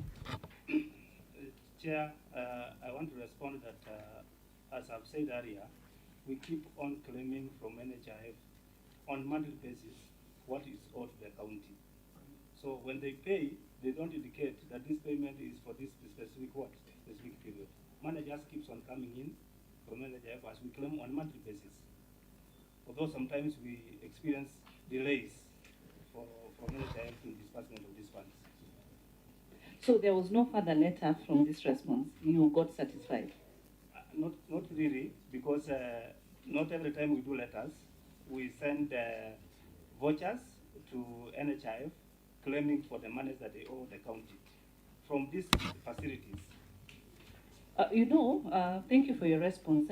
But there's a problem we're trying to cure. As a country, we have notions whereby we have policies, but we don't want to adhere to them because we have a notion that this is how it works. NHIF delays and delays, and it's like it's okay. It shouldn't be okay, because it is in your mandate and your responsibility to push, because already KRA during the payments, you're pushed to do the submissions. As we speak as Senate, we are pushing for counties to receive the 401 billion, and we are arguing from the perspective of the NSSF contributions, these chief issues that are coming. So as a county, you've adhered. But now we also don't want to push the provider, NHIF, to adhere to these timelines. There should be a push. There should not be a response of, that is how, they work. How do they work then? We cannot have a country that people are just waking up and deciding this is how we work. Then why do we have policy implementers? CEC, you have to push. Are you the CEC, or which position are you? Through the chair, I'm the CEC Health, and I want to confirm as late as yesterday, I was at NHIF offices claiming for several millions of shillings that they owe the county before we transition to shift. Just quickly, being on the floor through the governor, you have board members? Yes, we do have a board. Who's the chair of the board? I'm the chair of the board. So can you tell this committee how you are the chair of the board and your act does not require, it requires you to appoint members? Did you appoint yourself to be a member of the board? I'm just curious. No, I don't appoint myself to be the member of the board. So how are you chair of that board? I was... you were? I was appointed by the Act. The Act provides, the F5 Act provides that the CC becomes the member of the board. We have member or chair? I mean the chair of the board. Chair of the board. Legal, can you provide that act before the committee as we progress? Or do you have the response through the chair? The chair may be the county government of KISII to provide the act, because under the 2023 Act, that is the Facilities Improvement Financing Act. The membership that is provided for is what it establishes the county health management team, that is under section 10, and under that county health management team that is appointed by the county health management team shall be appointed by the county executive member for health as follows. That includes the county director of health, who shall be the chairperson, the administrative officer of the department, and all the section units within that health department, and the medical superintendents of county hospitals. So for this fund, it's county specific. It's for them now to provide what the Act provides on the membership of their board. I thought you were reading their act. No. This one is the national act, which supersedes, of course, legal. Yeah, but they have their own act now. Now they operationalize and operate and manage their FIF. Is the one they follow. This one is just gives the guideline. This one is for the county health management team. It's not for the fund. Through you, Chair, just quickly, Governor, do you have your attorney today, the county attorney with you, by any chance? No. It's okay, thank you. Legal, just in the meantime, because all regulations are within you can Google and be able to get. As we progress, just provide the act for KISII, County Health Act. You see, honorable members, you know, we still have a big report on KISII Referral Hospital. This query has been explained because the amount in question was 36 million. They have recovered 42 million from NHIF. So for this very specific query, the matter is addressed. Yes. But subsequent claims from NHIF is what is not addressed, but is not yet a query. But it's not a query, and also I also don't think that it features in this particular financial year. That will be a matter of the next financial year. Yeah, maybe the next. Because of what they already have talked about, the aging analysis on that amount, right? Which I think that the county has done really well to recover up and above. Yeah. So I think then we should proceed. In fact, we should clear that query. Yeah, that query is resolved. It is resolved. We should clear it and then move to the next. It's resolved. So, Senator Mutinda, we are still going to go into deeper health matters when we'll be looking at KISII referral, which has your questions until then. But we move on to the last query. This, which is budget control and performance. 54.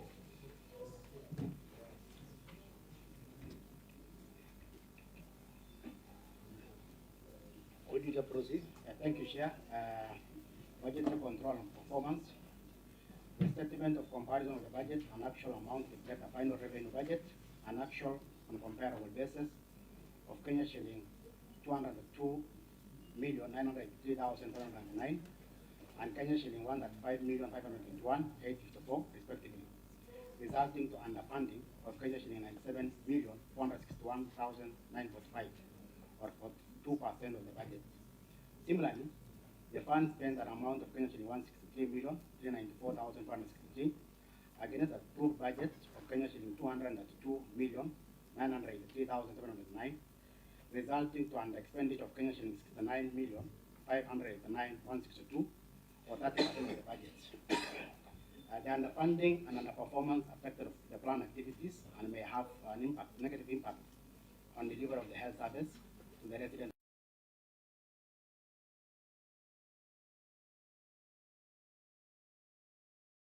Sorry, Chair, the management concurs with the auditor's observation on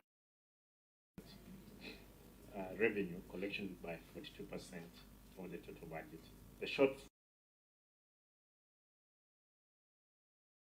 of claims from the National Hospital Insurance Fund.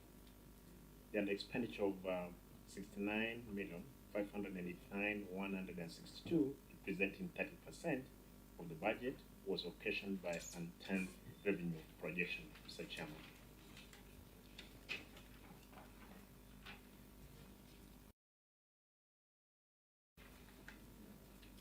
Okay, Auditor, your comments on management. Thank you, Chair. The management concurred with observation on untamed target revenue collection by 42% of the total budget and that expenditure of 69.5 million, representing 30% of the budget. Okay, members, your comments. This is a matter of underfunding and underperformance of the budget. Underfunding of 97 million and underperformance, under expenditure, which is underperformance of 69 million.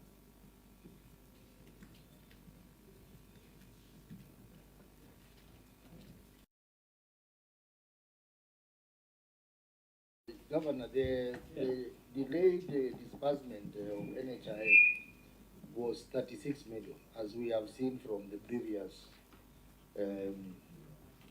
previous query. So that leaves you with another about 61 million.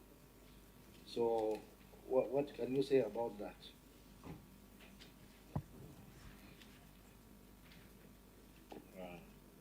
Let me ask my CC to respond to that. CC.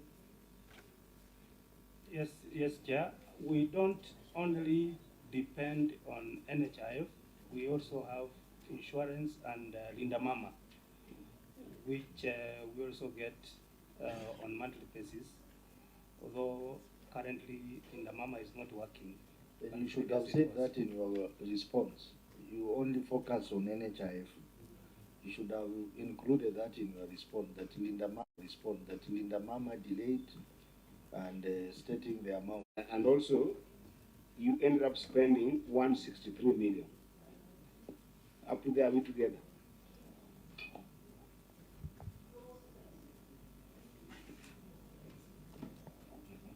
Where did the extra amount come from?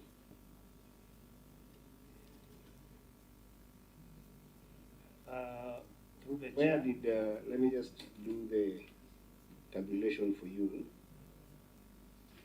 because we need to make it clear here. So we have got 163 minus 135. So you've got about 28 million up and above your actual revenue. Where did that come from? I want to state that apart from NHIF, we also, from our facilities, we have money collected in cash that goes to the F5 account. Plus, as I've said earlier, Linda Mama also, we get some reimbursements from the expenses that are incurred by the patients when they visit these facilities. Let's start this way. You did a revenue budget of 232 million. Is that correct? Where were you hoping to get that money from?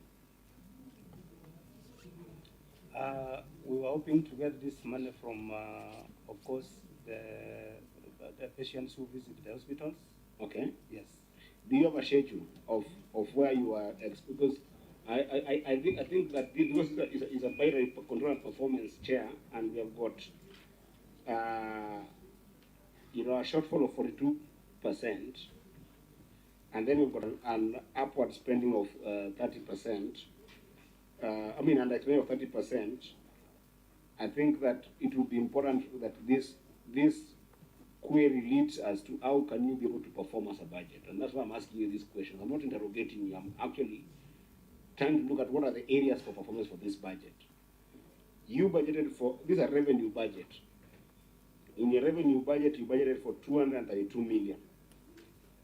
Where did you hope to get this money? Do you have a schedule that I was hoping to get from NHIF, 45 million, which is the maximum you could be able to see from the previous query? Isn't it, Chair? And then the rest, where are you projecting? Do you have a schedule of where those projections are coming from? Yeah, through the Chair, I want to confirm to this committee that we also have several donors working with us in the county, the Department of Health. So when we budget, we also budget with our donors in mind. I want you to help. I want to help you. Let me answer that one. Yes. Given that that question is not a question, it's actually an extra question.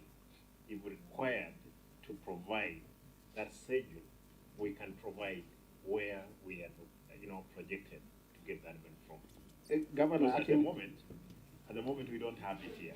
But Governor, that's actually the answer that should have come to this question, because the way the response would have expected here is a schedule that indicated the target for that 232 million.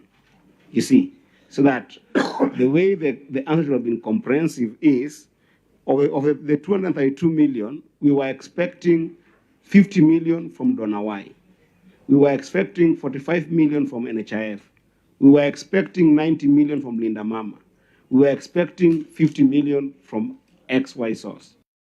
However, the shortfall of 97 million came because Donawai did not come with the 45 million, they came with 30 million.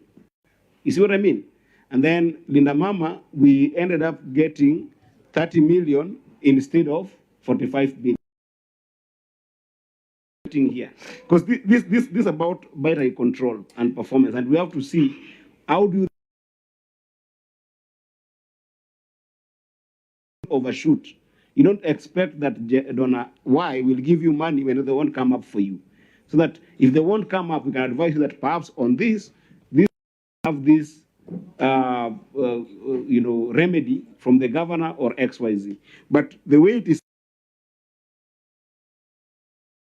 like a proper, we can't give you feedback when you don't go into that detail on where were you hoping to raise that revenue and where were the big shortfalls, so that we target those and give you proper feedback on how to reduce that 42%. That's what I'm asking.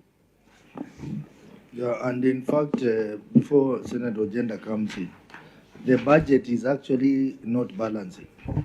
Because if you look at the amount you raised was 135 million, but you spent 163 million, meaning that there is 28 million. Where did it come from? Because you only spend what has been realized. So where did the 28 million, extra million that you spent come from? Chair, that's what I'm saying, that the only way they can be able to answer that is to have that breakdown. Yes. Remember, that was my first question. And that's where he wasn't seeing where I was heading. And this is not a question of being defensive. This is a question of how can we help your budget projection make sense so that you don't over budget or underspend. Because you have raised 135 million. That's the money you're declaring you have raised. But you have spent more than you have. And I asked you, where does that money come from, 28? You know what you told me?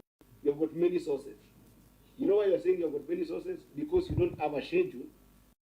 You expect to have all those money. So I can say that actually the 28 million came from the governor because Donna White did not come up with that. Or the 28 million came from Linda Mama, but because NHIF did not come through for us.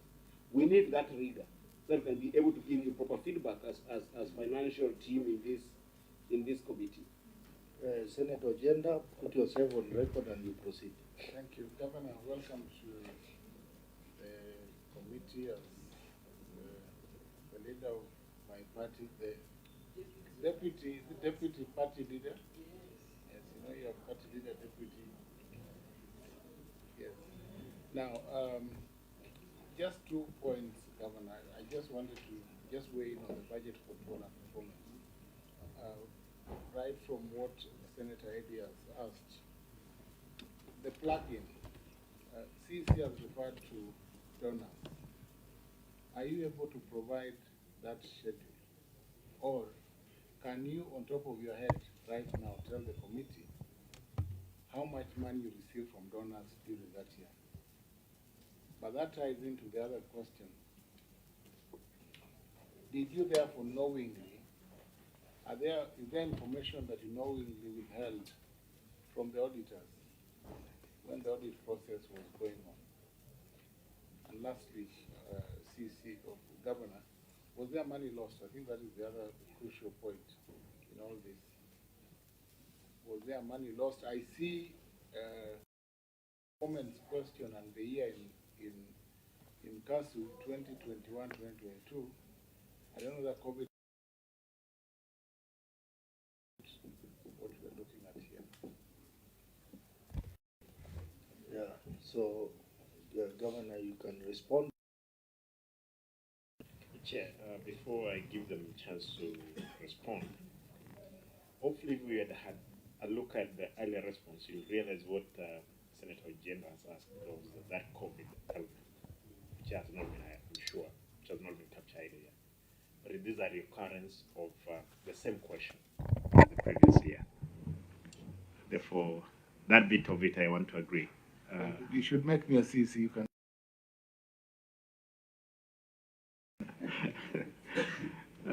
Their chair, that could have been, occasioned by the fact that there was COVID again in those variances that we are checking. I think just a small input. The governor's response earlier to Senator Eddy, he had indicated that given time, he can also be able to provide this committee with the schedule so that reconciliation can be completed. If you could also direct within the timeline, because it is those reconciliations now that can bring to light if this 28 million was lost or really what transpired. Chair. Okay, I think for us to determine that, we require that, Governor, your people submit the schedule to the auditor in the next 14 days to verify, and then the auditor you submit to us in another 7 days. So that is 21 days, 14, then subsequently 7 days for the auditor. Chair, for the purpose for the record. Yes. The difference between the 135 million and the 163 million expenditure does not necessarily mean loss of funds. I want to make that very clear. It doesn't necessarily mean loss of funds. Because remember, the revenue budget was 235 million. So I don't have a problem with that overshot expenditure above the realized revenue. I only have a problem with the performance, in the sense that you have budgeted for 235, you have realized that 135, and I want to know why you're realizing 135, which is 45% less. Which areas are you not performing at? And I think actually with that schedule, if the accountants are doing their job, it should actually reflect in the financial statement. Because when you're budgeting in the financial statement and you're doing a revenue budget, then you should that of these 232 million, right? We are expecting 50 million from Linda Mama. We are expecting 100 million from Donna. We are expecting this. And I don't know whether the auditors have got a financial statement. If it's not there, that's when you provide it. If it is in the financial statements, there's no problem. But then we can be able to go one by one and see where didn't you realize in terms of the collection. You see, you give us a schedule of the 232 million. And then the collection, 132. You also have to give us the schedule of where did 132 come from. We got 10 million from Linda Mama again. We got 30 million from NHIF. We got, the donor gave us 20 million. So that the two schedules, so that we don't condemn you in blanket that you did not perform. Maybe there's an area that you performed better than the other.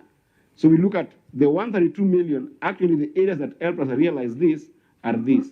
Then maybe we realize that maybe one of those areas shot up by 28 million above its performance, which we should give you credit for, right? We should not just condemn you on the bad part, but also on the good part. But that is just prudence in terms of detailed financial statement. You don't even need to go and do a new schedule. If it's in the financial statement, it should show in the financial statement.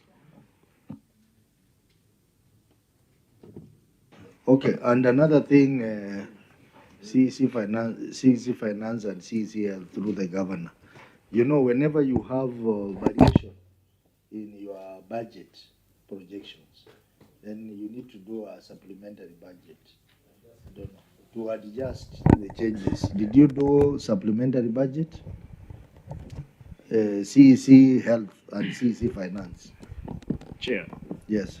Let me ask the people who were in office then. Yeah.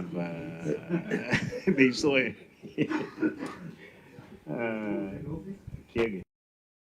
You were in office then. And can you tell us if there was the... Oh, you were not in L. Who was there? Chair will ascertain. Governor, are you trying to, again, throw the previous governor at the bus? As you always do. The governor has tried to fill the gaps of the other government. We told you now the officers are, we are told they are ongoing. Yeah. Therefore, we have no reason completely. All these gaps, again, we're answering questions. Most of these questions, again, for the regime which was there. How I wish that there was provision in the in the Senate that you could call those ones who are in office. But now, the things could have been answered, so that I'm held responsible for every mistake that is committed at my time. Yeah. Okay, honorable members, I think we reached the end of HIF. I don't know how much time we have to cover this. We now have KISII Teaching and Referral Hospital. And these are 4 financial.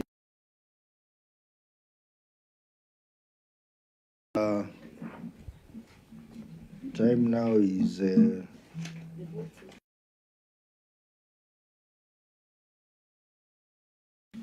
we are at 12:45. Yes, 4 financial years. Yeah, so let's see how much we can cover. It has quite a number of issues.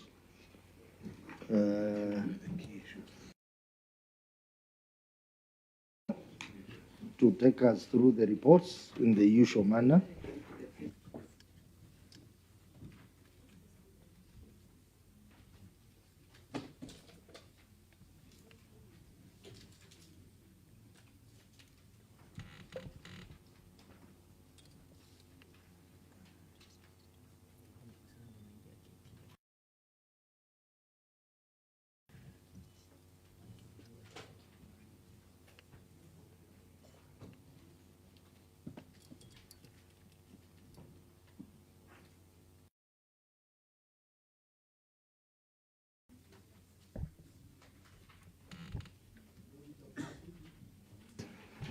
Thank you, Chair. The report of Auditor General to the financial statement for the KISII Teaching Referral Hospital for the year ended 30th June 2020. Issue number 1, presentation of financial statements. The issues addressed. Issue number 2, failure to submit financial statements. The issue was addressed.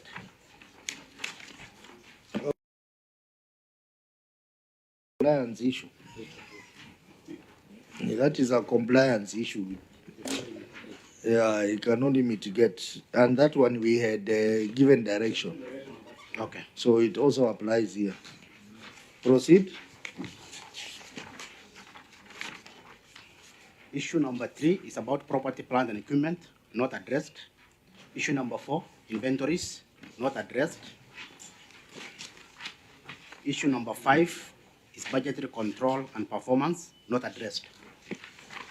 Are those issues which are not addressed recurring for the other years? Yes, they are recurring.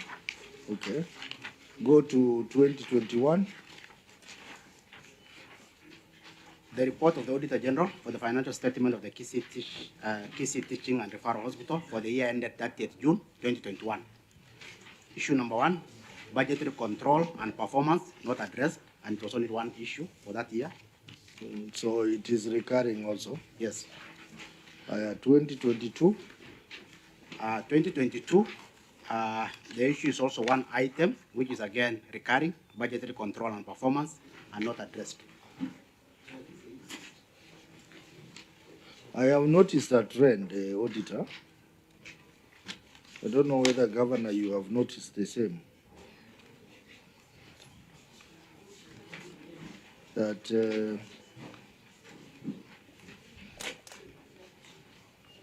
the previous years, they were getting unqualified opinion. Yeah, but during your time, that is for the year ended June 2022, then the real issues came out. I don't know, Auditor, where were the issues hiding for the previous years?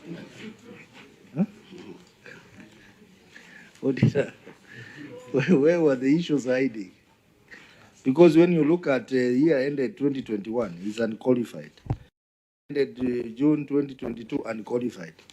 But now when you come to 2023, it's adverse. Because there are new issues which should have emerged much earlier.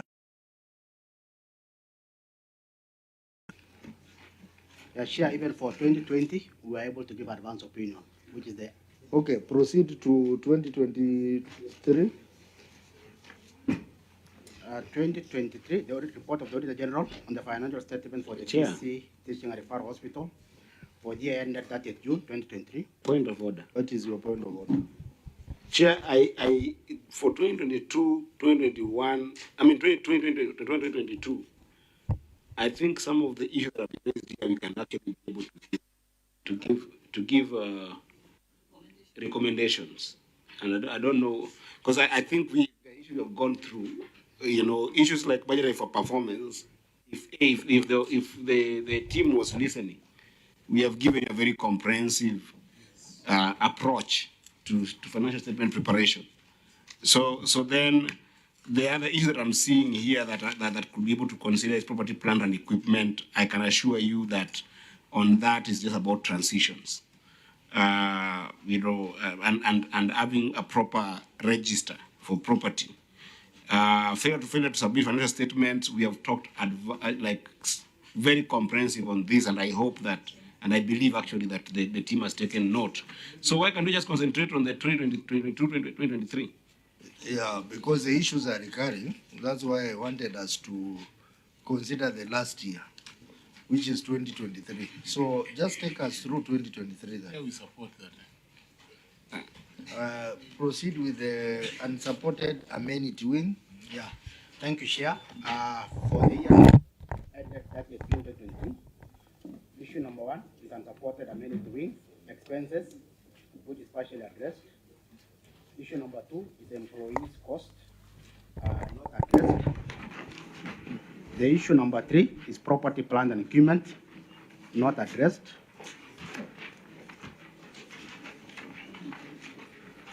We have issue number 4 is about unsupported repairs and maintenance, not supported, not addressed. Then issue number 5 is general expense, KISII county interest, not addressed. Then issue number 6, more of the same budgetary control, not addressed. And issue number 7 is lack of training need assessments, which is not addressed. Of updated asset register, which is not addressed. Okay, so I think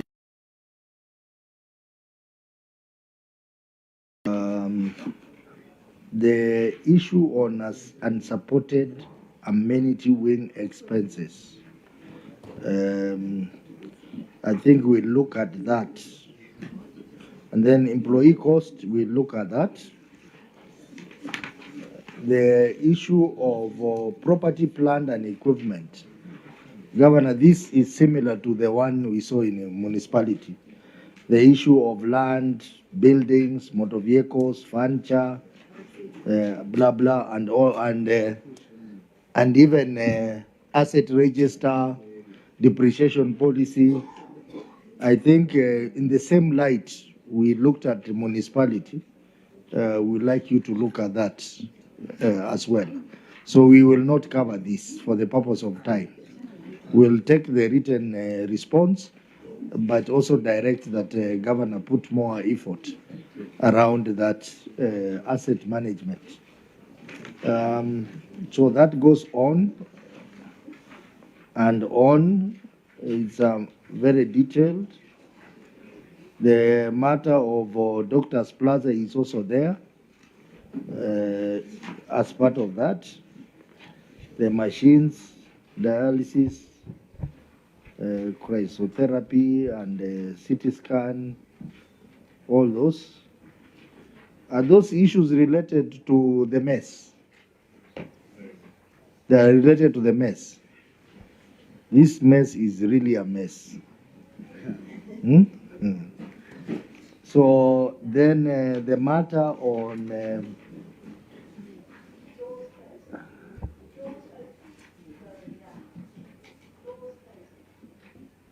unsupported repairs and maintenance. Auditor, what was the main issue here? The main issue here is the Manchik, whereby there was repair and maintenance cost. But in terms of looking the property, plant, equipment, it was not recorded. So there is mismatch about the repair and maintenance for some of these assets.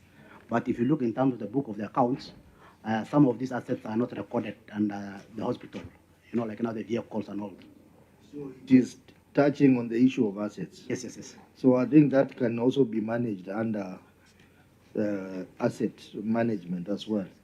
General expenses, KISII County impressed. What is it about, auditor?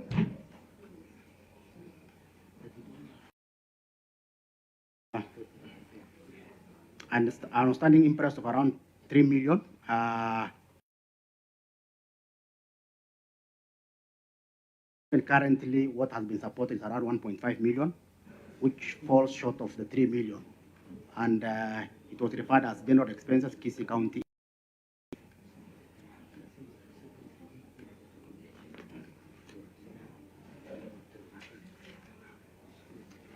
So this impress was surrendered. Governor, I see in your response that the impress was surrendered and he has attached the voucher. So what do you say about that, auditor?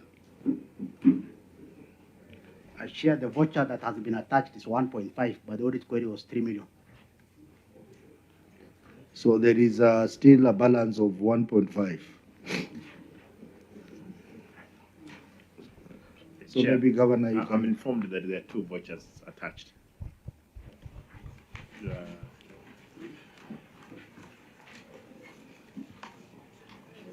Confirm that. I'm trying to manage time so that we only deal with the key issues. There are 2. Confirm that as we go on. The other auditor can assist. Budget control and performance. I think we've spent more time on this. Where we have said if you cannot meet your budget figures, then you do a supplementary budget. Lack of training needs assessment. Auditor, what is the main issue here? 191,000. What is the main issue here? Yeah, share. The audit query is about there was some training that has already been undertaken. But in terms of just confirming whether there is some training need assessments in place or maybe the training plan has not been provided. But the county were able to explain that this expenditure relates to CBD hours for the doctors and also the accountants. So they were able to support that in terms of the CBD hours. But the major concern was the issue of the training need assessment and also in terms of the training plan, whether it's placed. That's the concern for the audit. Okay, the issue of an lack of an updated asset register, I think this also covers what I had directed earlier. So, honorable members, in that case, the query on unsupported amenity wing expenses and employee costs.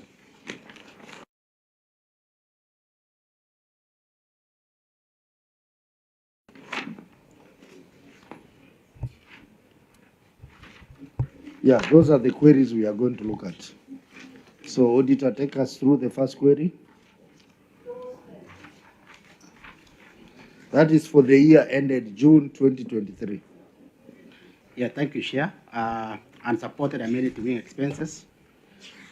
The statement of financial performance reflects amenity wing expenses amounting to Kenya shilling 5,476,000, which, as disclosed in Note 12 to the financial statement, comprises contracted professional salaries and allowances amounting to Kenya shilling 2,465,000, and doctors, nurses, and administration officers, locum amount of Kenya shilling 3 million.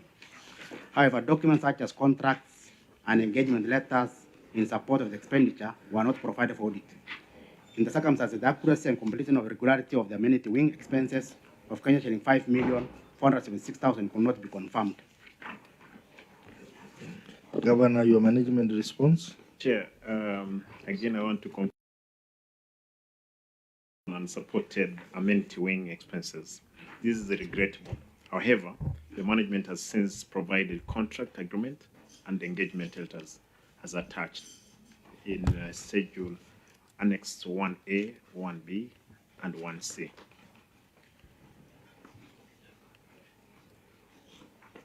Auditor, your comments?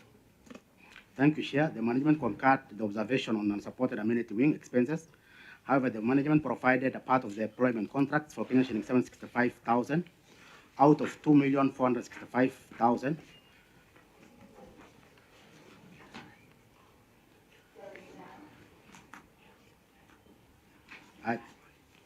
Maybe, Chair, we raised in terms of, that's why we even indicated partially addressed, but there were documentation which was missing earlier on, especially the engagement letters and the contract agreements.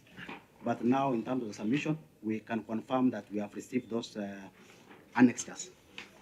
You have received the annexure to support the 5.4 million. The total amount.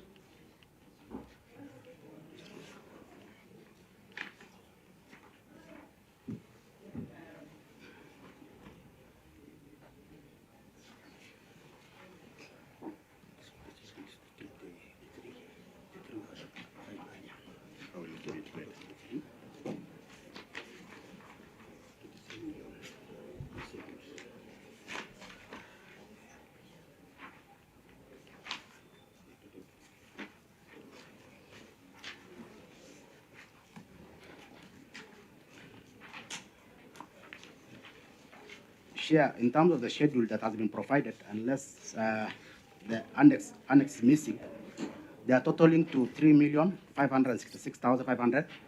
Out of the issue, we queried about 5,476,000.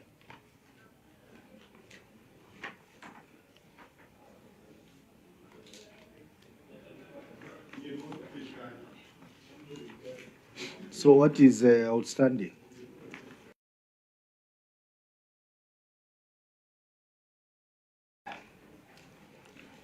Around 2 million is outstanding.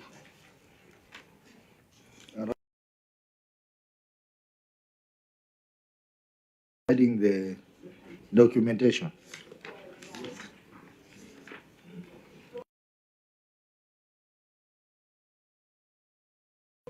Advisors on this.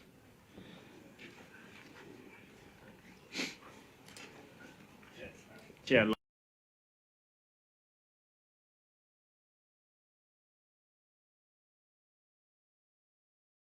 Explaining to me. Accountant.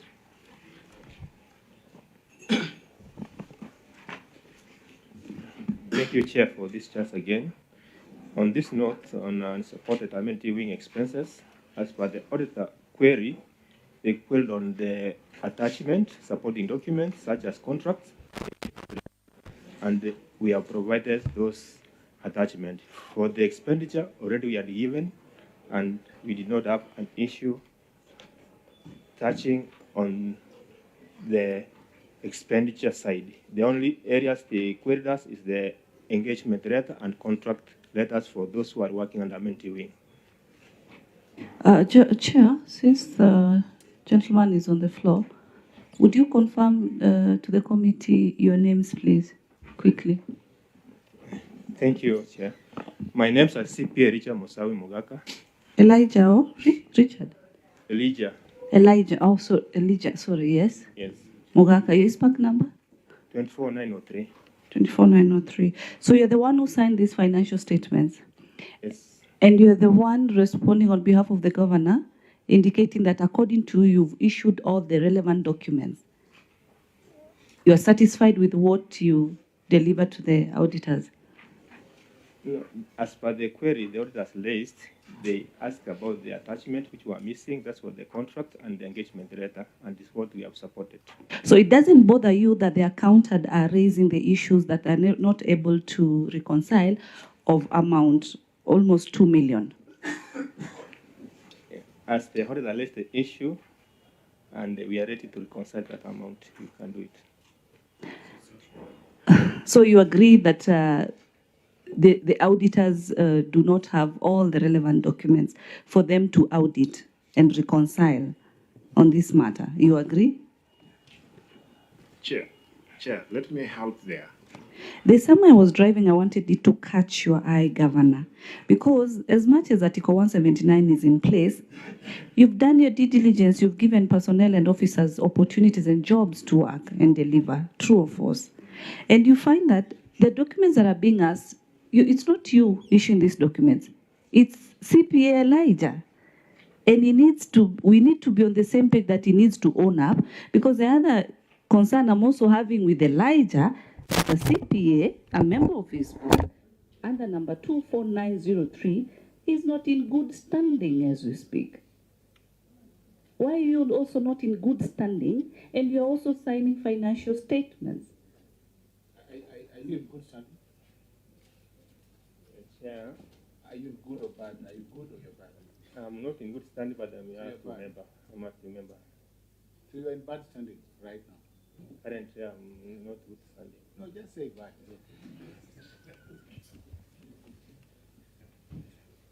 But you worked, but Elijah, you worked, the governor found you in KISII County. Yeah, yes. For how long? Sorry. Been in KISII County government? I was in 2016. 2016, 8 years down the line. And issues that, you see, Chair, you're talking about time, but I'm looking at this issue. We are here because you simply did not remit the prerequisite documents that are needed for them to reconcile. Chair. It's a point of order. The contribution. I'm very keen here and I'm getting tired. Proceed. And I think the governor looks very tired. I don't know that it's something the government is not telling us. No, not about tea. Tea is my adjacent governor, so I can get him tea. Tea is not a problem. But there's something the governor is not telling us. Governor, are you okay with this? All these employees?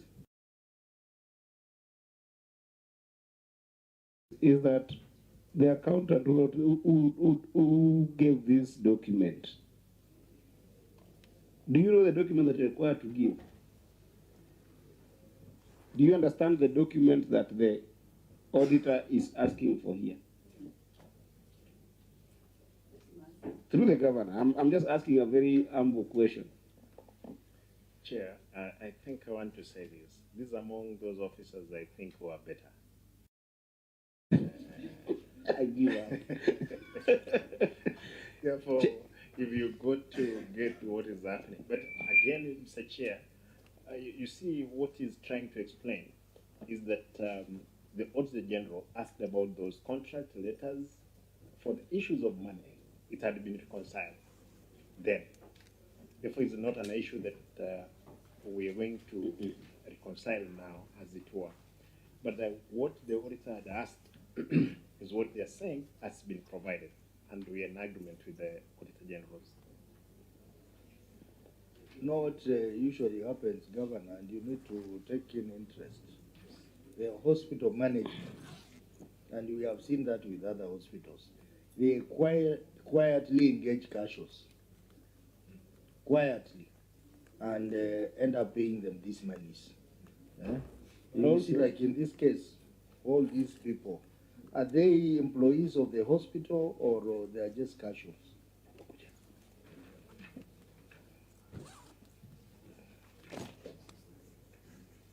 All these people who are paid, CEC Health, through the governor, can you tell us who are these people who are paid? Are they permanent employees or casual employees?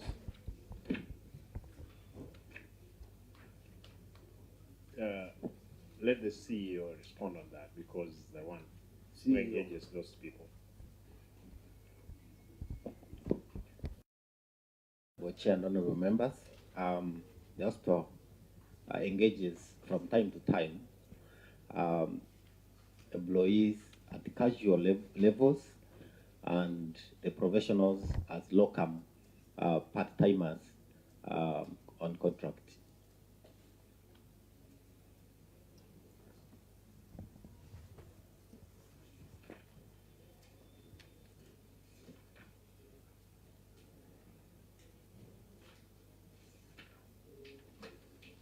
quite a number anyway. I think we'll have an opportunity to keenly go through it.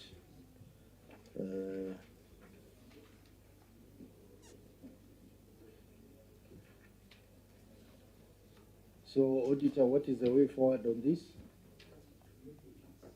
Yeah, thank you, Chair. Maybe ours is, in terms of the contracts that have been provided, the engagement that have been provided, we remember we mentioned a figure of 5.4 million, and that figure needs to be supported with the schedule. So when Annex 1A, schedule of the amenity wing expenses, is not adding up to 5.476 million, then that's where we have an issue.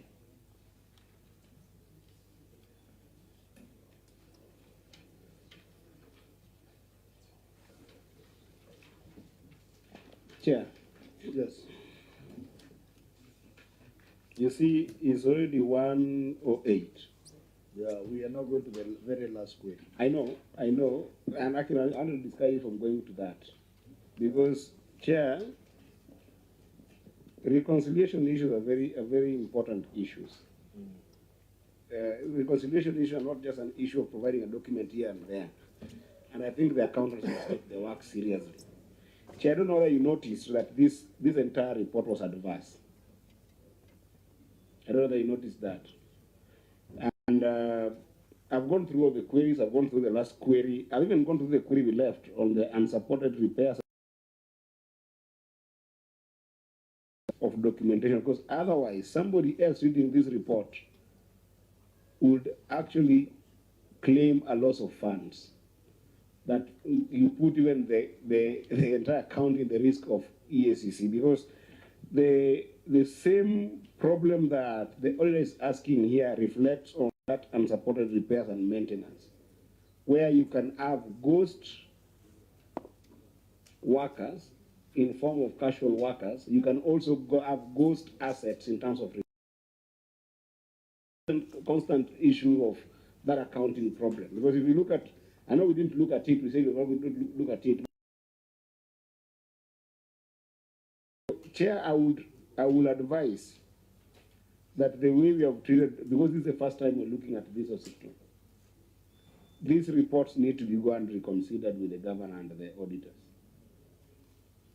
If I'm to extend your leniency that you gave in the previous issue, in fact, this is where you need a lot of leniency to be able to allow the governor and the auditor to go and look at these reports and do a lot of adjustments, even if it's going to be a prior year adjustment. Let the accountant go and do that, because the query is here that if you leave, even this query, if you leave it just at the face value of it, you will give the county trouble. Somebody else will come and hold this document, might have a different interpretation on a strictly financial understanding. Because what this query will go, if you leave it the way you want to leave it,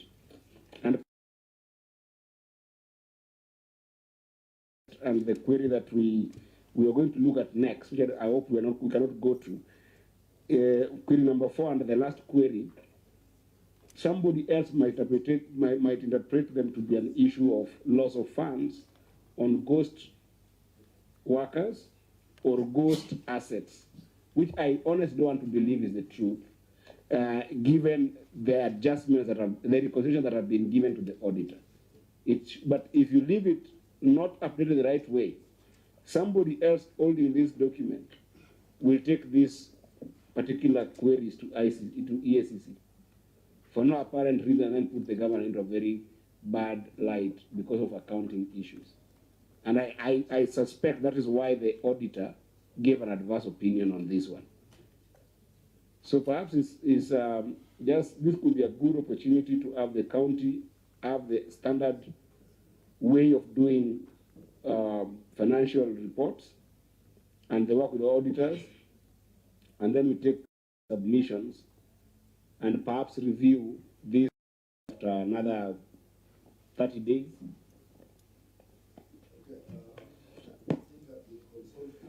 I've been consulting with the clerk here, and indeed, we need more time to review this report. And I know the governor is one of the reformist governors we have.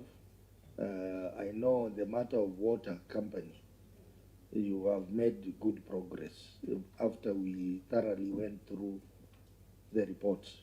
So you remember I had questioned the auditors previously that how come the year ended 20, governor is leaving briefly, so we can give him a few minutes and then we proceed.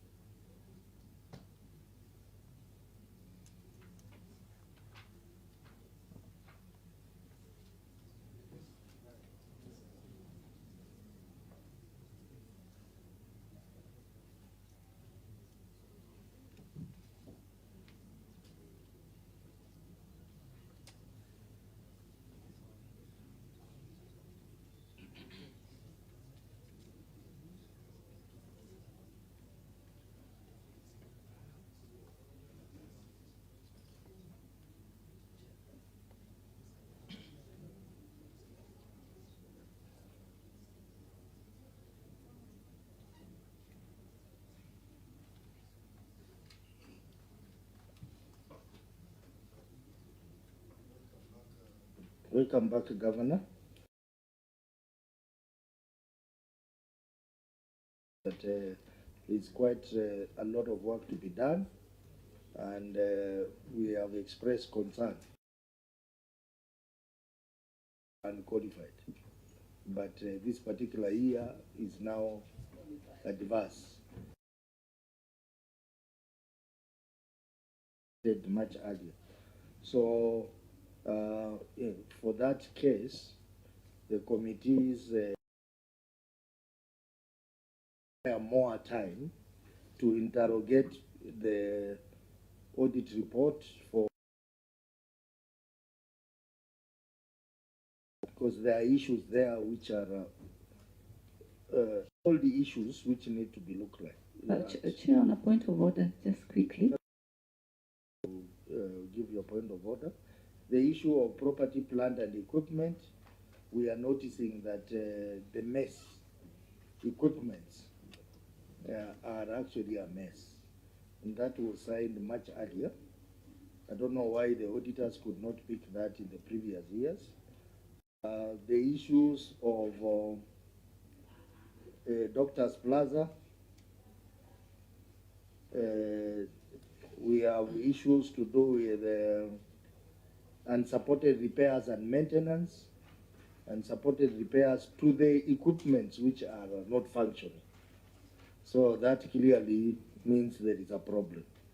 We have, so what we are deciding is that we will review this particular report for the financial year ended June 2023, together with the report for the financial year ended 2024, jointly. The report for the financial year ended 2024 will be coming, when is that? Next year? Early next year. Early next year. So then we handle this particular one together with that one, so that we address the issues wholesome. But some of these issues, Governor, you will need to go and look at in the meantime. For example, the non-functioning of these machines, some of them very critical machines, that are not and how they are repaired, because they are not functioning, but again there are repair costs which have been paid. So we will pen this report until we get the 2024, and then we will combine the two reports together. What is your issue? I agree with you, Chair, because the matters that are here are weighty. First of all, I agree with you. But it's also good to just quickly, if we could be brought to light, Governor, the CEO who signed this contract on page 80 is one Dr. Oimeke Marita. Is he your current CEO? Is here? Who is he? CEO, you, through the Governor, you signed this contract on the 8th of August last year, which was past the financial period.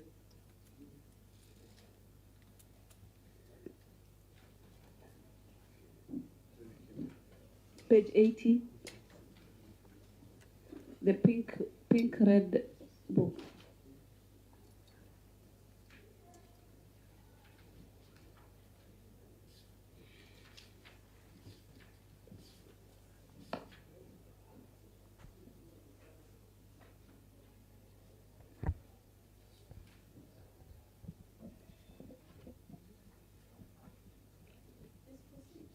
Yes, through Chair, yes. If you go through the annexure, there are those which have been signed after the start of the financial year, and there are those which are during the financial year.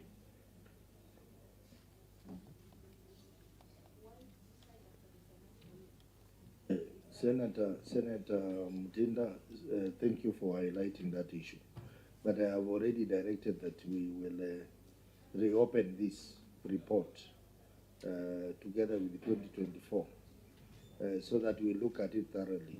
And I know the Governor really appreciates our input in giving a thorough approach to it so that we can give very comprehensive recommendation on what needs to be done.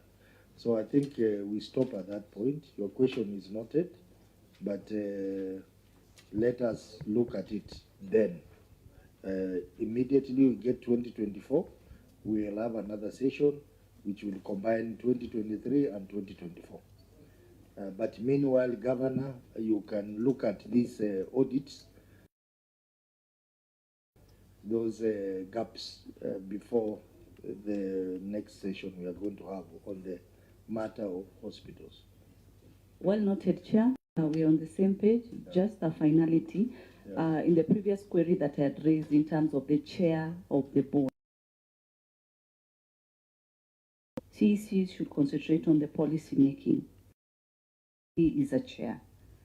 We've requested for the act, and you've not provided.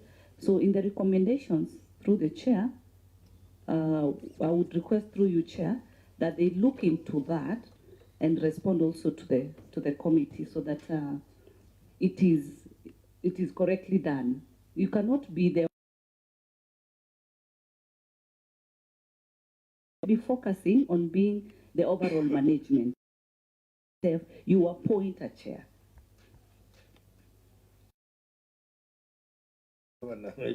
Chair, just on that, actually I've seen is the act which gives him those powers. The act is established of the board. There is established the KISII County Health Facility Improvement Fund Board. 2, the board shall consist of the following members: the County Executive Committee member, who shall be the chairperson. Therefore, is the act itself which gave him those responsibilities, Mr. Chair. Yeah, if it is in the act, I think... That's okay, that's okay, but Governor, then that's where you'll continue having challenges, because now he overworks himself, you know, because he should be concentrating on matters policy and let the board be able to be in charge. If MCAs would have been here, I would have told them to look at amending that act. Okay, so honorable members, I think we have reached the end of the review of these reports. Now it's closing comments from members and then eventually the governor. Eddie, do you have any closing remark? Chair, I think that this has been a good session. There are just two comments that I wanted to say prior that I think that it's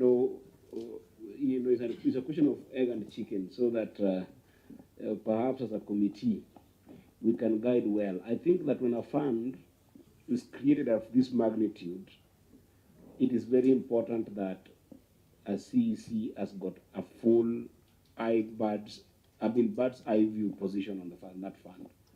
And I think that is perhaps why the County Assembly of KISII saw it better to have that fund's chair be the CEC.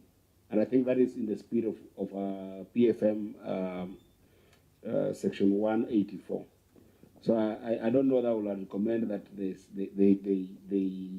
nudge that particular part of the the law, but I just had to add on what Senator Tabitha said. I think it is in order, but I also think that it's in order that financials are signed within 3 months after closure. But that's what the PFM Act requires, 149K. If you read it, it requires you to do financials in 3 months after closure. But the auditor today has advised that actually, because you are, I think you're moving to accrual system. We are now moving to accrual system. So if you're moving to accrual system, at the end of financial year, you should actually just have the financial documents ready, because you operate on a day-to-day basis. So just at the end of the year, make sure that you don't want to keep your sprints to the latter. When the auditor shows up, then you're like, oh, where are my documents? You'll be prone to a lot of errors, because these are numbers that you have to interact with. So do them on an accrual basis as well. I think the next will just be about some of the issues that we have seen in the last report. I think that there are issues of a lot of conversation with the auditor. I would encourage that Governor, on that particular report, you take full control and make sure that the financial reporting there is done according to standard that you best feel is good. Because otherwise, the recommendations will come to almost saying that something should be sacked. And I don't like seeing people losing jobs when,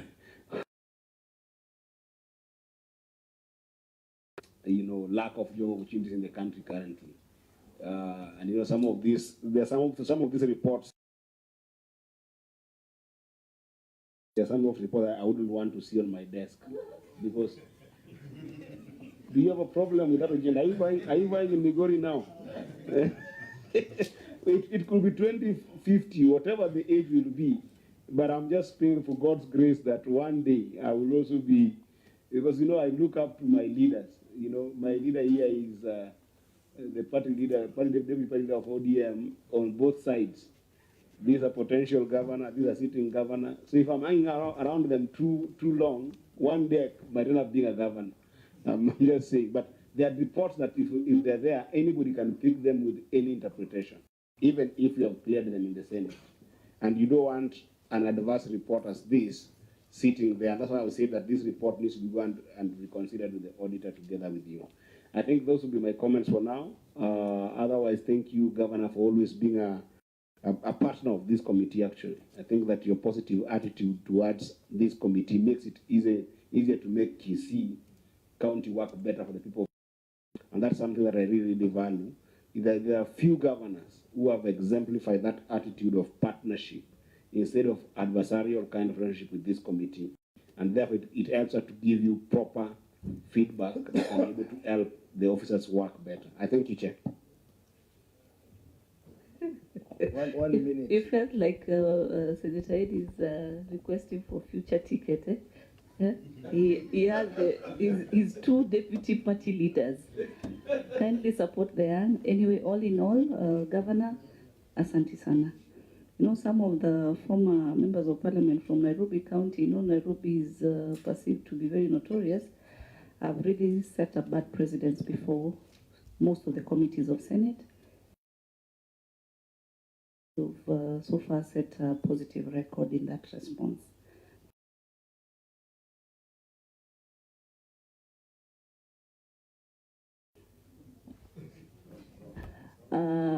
Actually, I was focusing on the governor of Isiolo. We are trying to focus and support you on the 401 billion. We are seeing a lot of wastage in these counties. Yesterday's newspaper, or the day before, you saw cannot be having millions for Mandazi. Today we had the deliberations of county additional allocation, whereby the National Assembly, where you sat, are removing the RMLF fund, 10 billion. We've agreed as a committee to support the county government. So kindly talk to your counterparts that this is a synergy requirement. We don't come here to fight each other. We come to correct. Even when I said Elijah has that small issue, but he's very active. He's very active, which is good, which is fine. He can be able to adjust so that your people can be able to correct where issues are. All the best when you go back to KISII. Unaletea sisi mandizi kidogo ya KISII namna hiyo. Asante.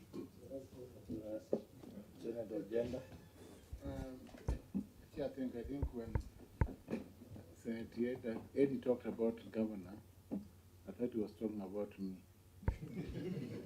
So I was just going to confirm that yes, I'm the next governor of Kisumu County. Governor, thank you very much for at least the presentation. I think your team should give documents to the auditors in good time. But as I see, that was for the at least now we look at 2022, 2023, and the following year. I think so that we don't go through some of these issues. But it's a learning experience when you come here. All oversight should build your team so that they know what to do. It should not necessarily, the fault is with a view to learning so that we do it better, as opposed to simply throwing matters to EACC to investigate and do something. So I think that is what I want to say. We hope to see you in 2027 at the CAG. Thank you. Governor, your final comments? Chair, thank you, and for the comments from senators. Two things. I'm happy that you have observed that the previous years there was unqualified opinions for the county of KISII, but the same things they are now recurring. It's something of interest, but again, I want to commit to this committee that I'm working around the clock to make sure things are done as per the law is required. Chair, the KTRH you were talking about and we have suspended this business is where I went in and found that these people were correcting 47 million per quarter. As we are talking right now, this gentleman, when I removed the CEO was there. This new CEO is doing 200 million from 47. Therefore, again, even those assets, plants, everything which were there, I think, and I'm happy that there is new blood in the audit team. They will help us to make sure things are done. I'm going, because that's why you have seen some departments which are not even related to these matters. They are here today. To know that any time they'll come here, answer their own issues, as it were. Kila mtu anabeba mzigo yake. There is exactly all this team, water, they have come. And I'll make sure they appear so that at the end of the day, they carry their own cross around. Chair, in the same facility of KTRH, there are people away because of these things. At the time we're going to have the discussion, you'll realize there are so many people whom we could have not entertained, despite the fact they were getting all qualified opinion, unqualified opinion, but they had to go. It's only that the senator from Nairobi has left. I want to take possibly of what you've said. The new system of accruing system, is the best. We'll be reporting on daily basis, check what is happening, so that by the end of the day, when the auditors are coming, they have the clear report. My undertaking, Chair, is that we have a responsibility as a country and as leaders. That's true.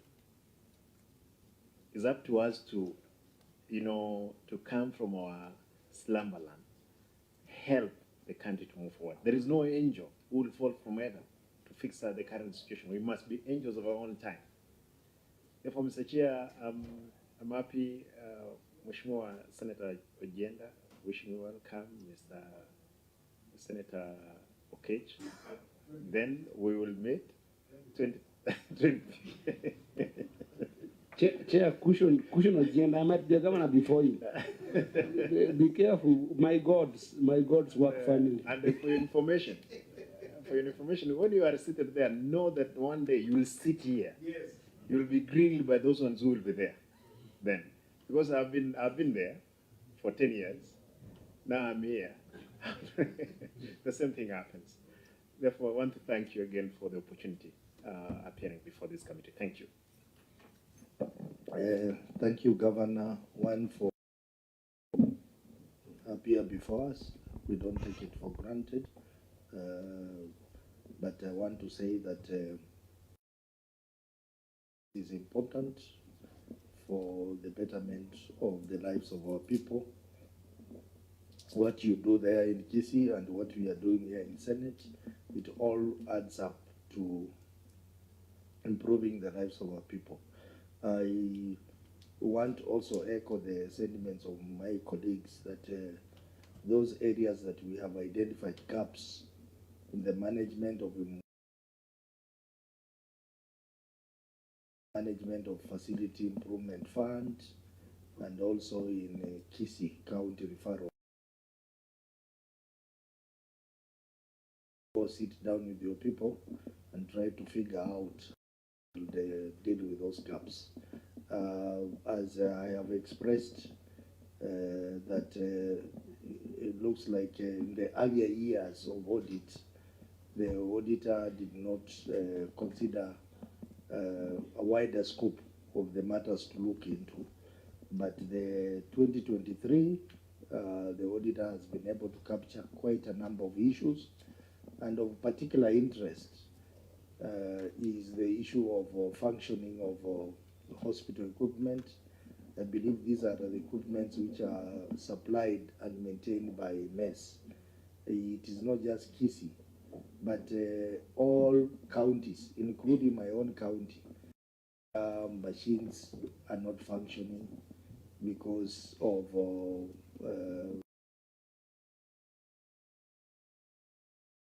I think this is an issue that governors, you need to take charge within COG and have it addressed by the national government, because you cannot continue paying for repair costs for machines which are not functioning. You would rather have your own machines procured under your own budget and maintained by yourselves. So I think issues of budget management, we have also picked them. You will need to sit down with your people and ensure that we have proper budget control and performance, such that when you are not able to meet the budget expectation, then you need to come up with a supplementary budget so that we stop having queries in relation to budget control and performance. So otherwise, all in all, we want to appreciate that this is a learning process. There is a lot your team learns from senators.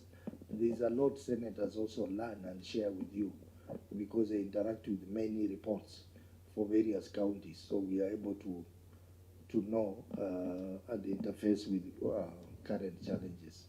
Matters of asset register, management of asset, depreciation, I think it's another gray area that you need to look at, so that public property is not lost and is accounted for and is reflected in your books. Otherwise, thank you very much as you go back to KISII and Senator Deputy Party Leader. You may miss that ticket.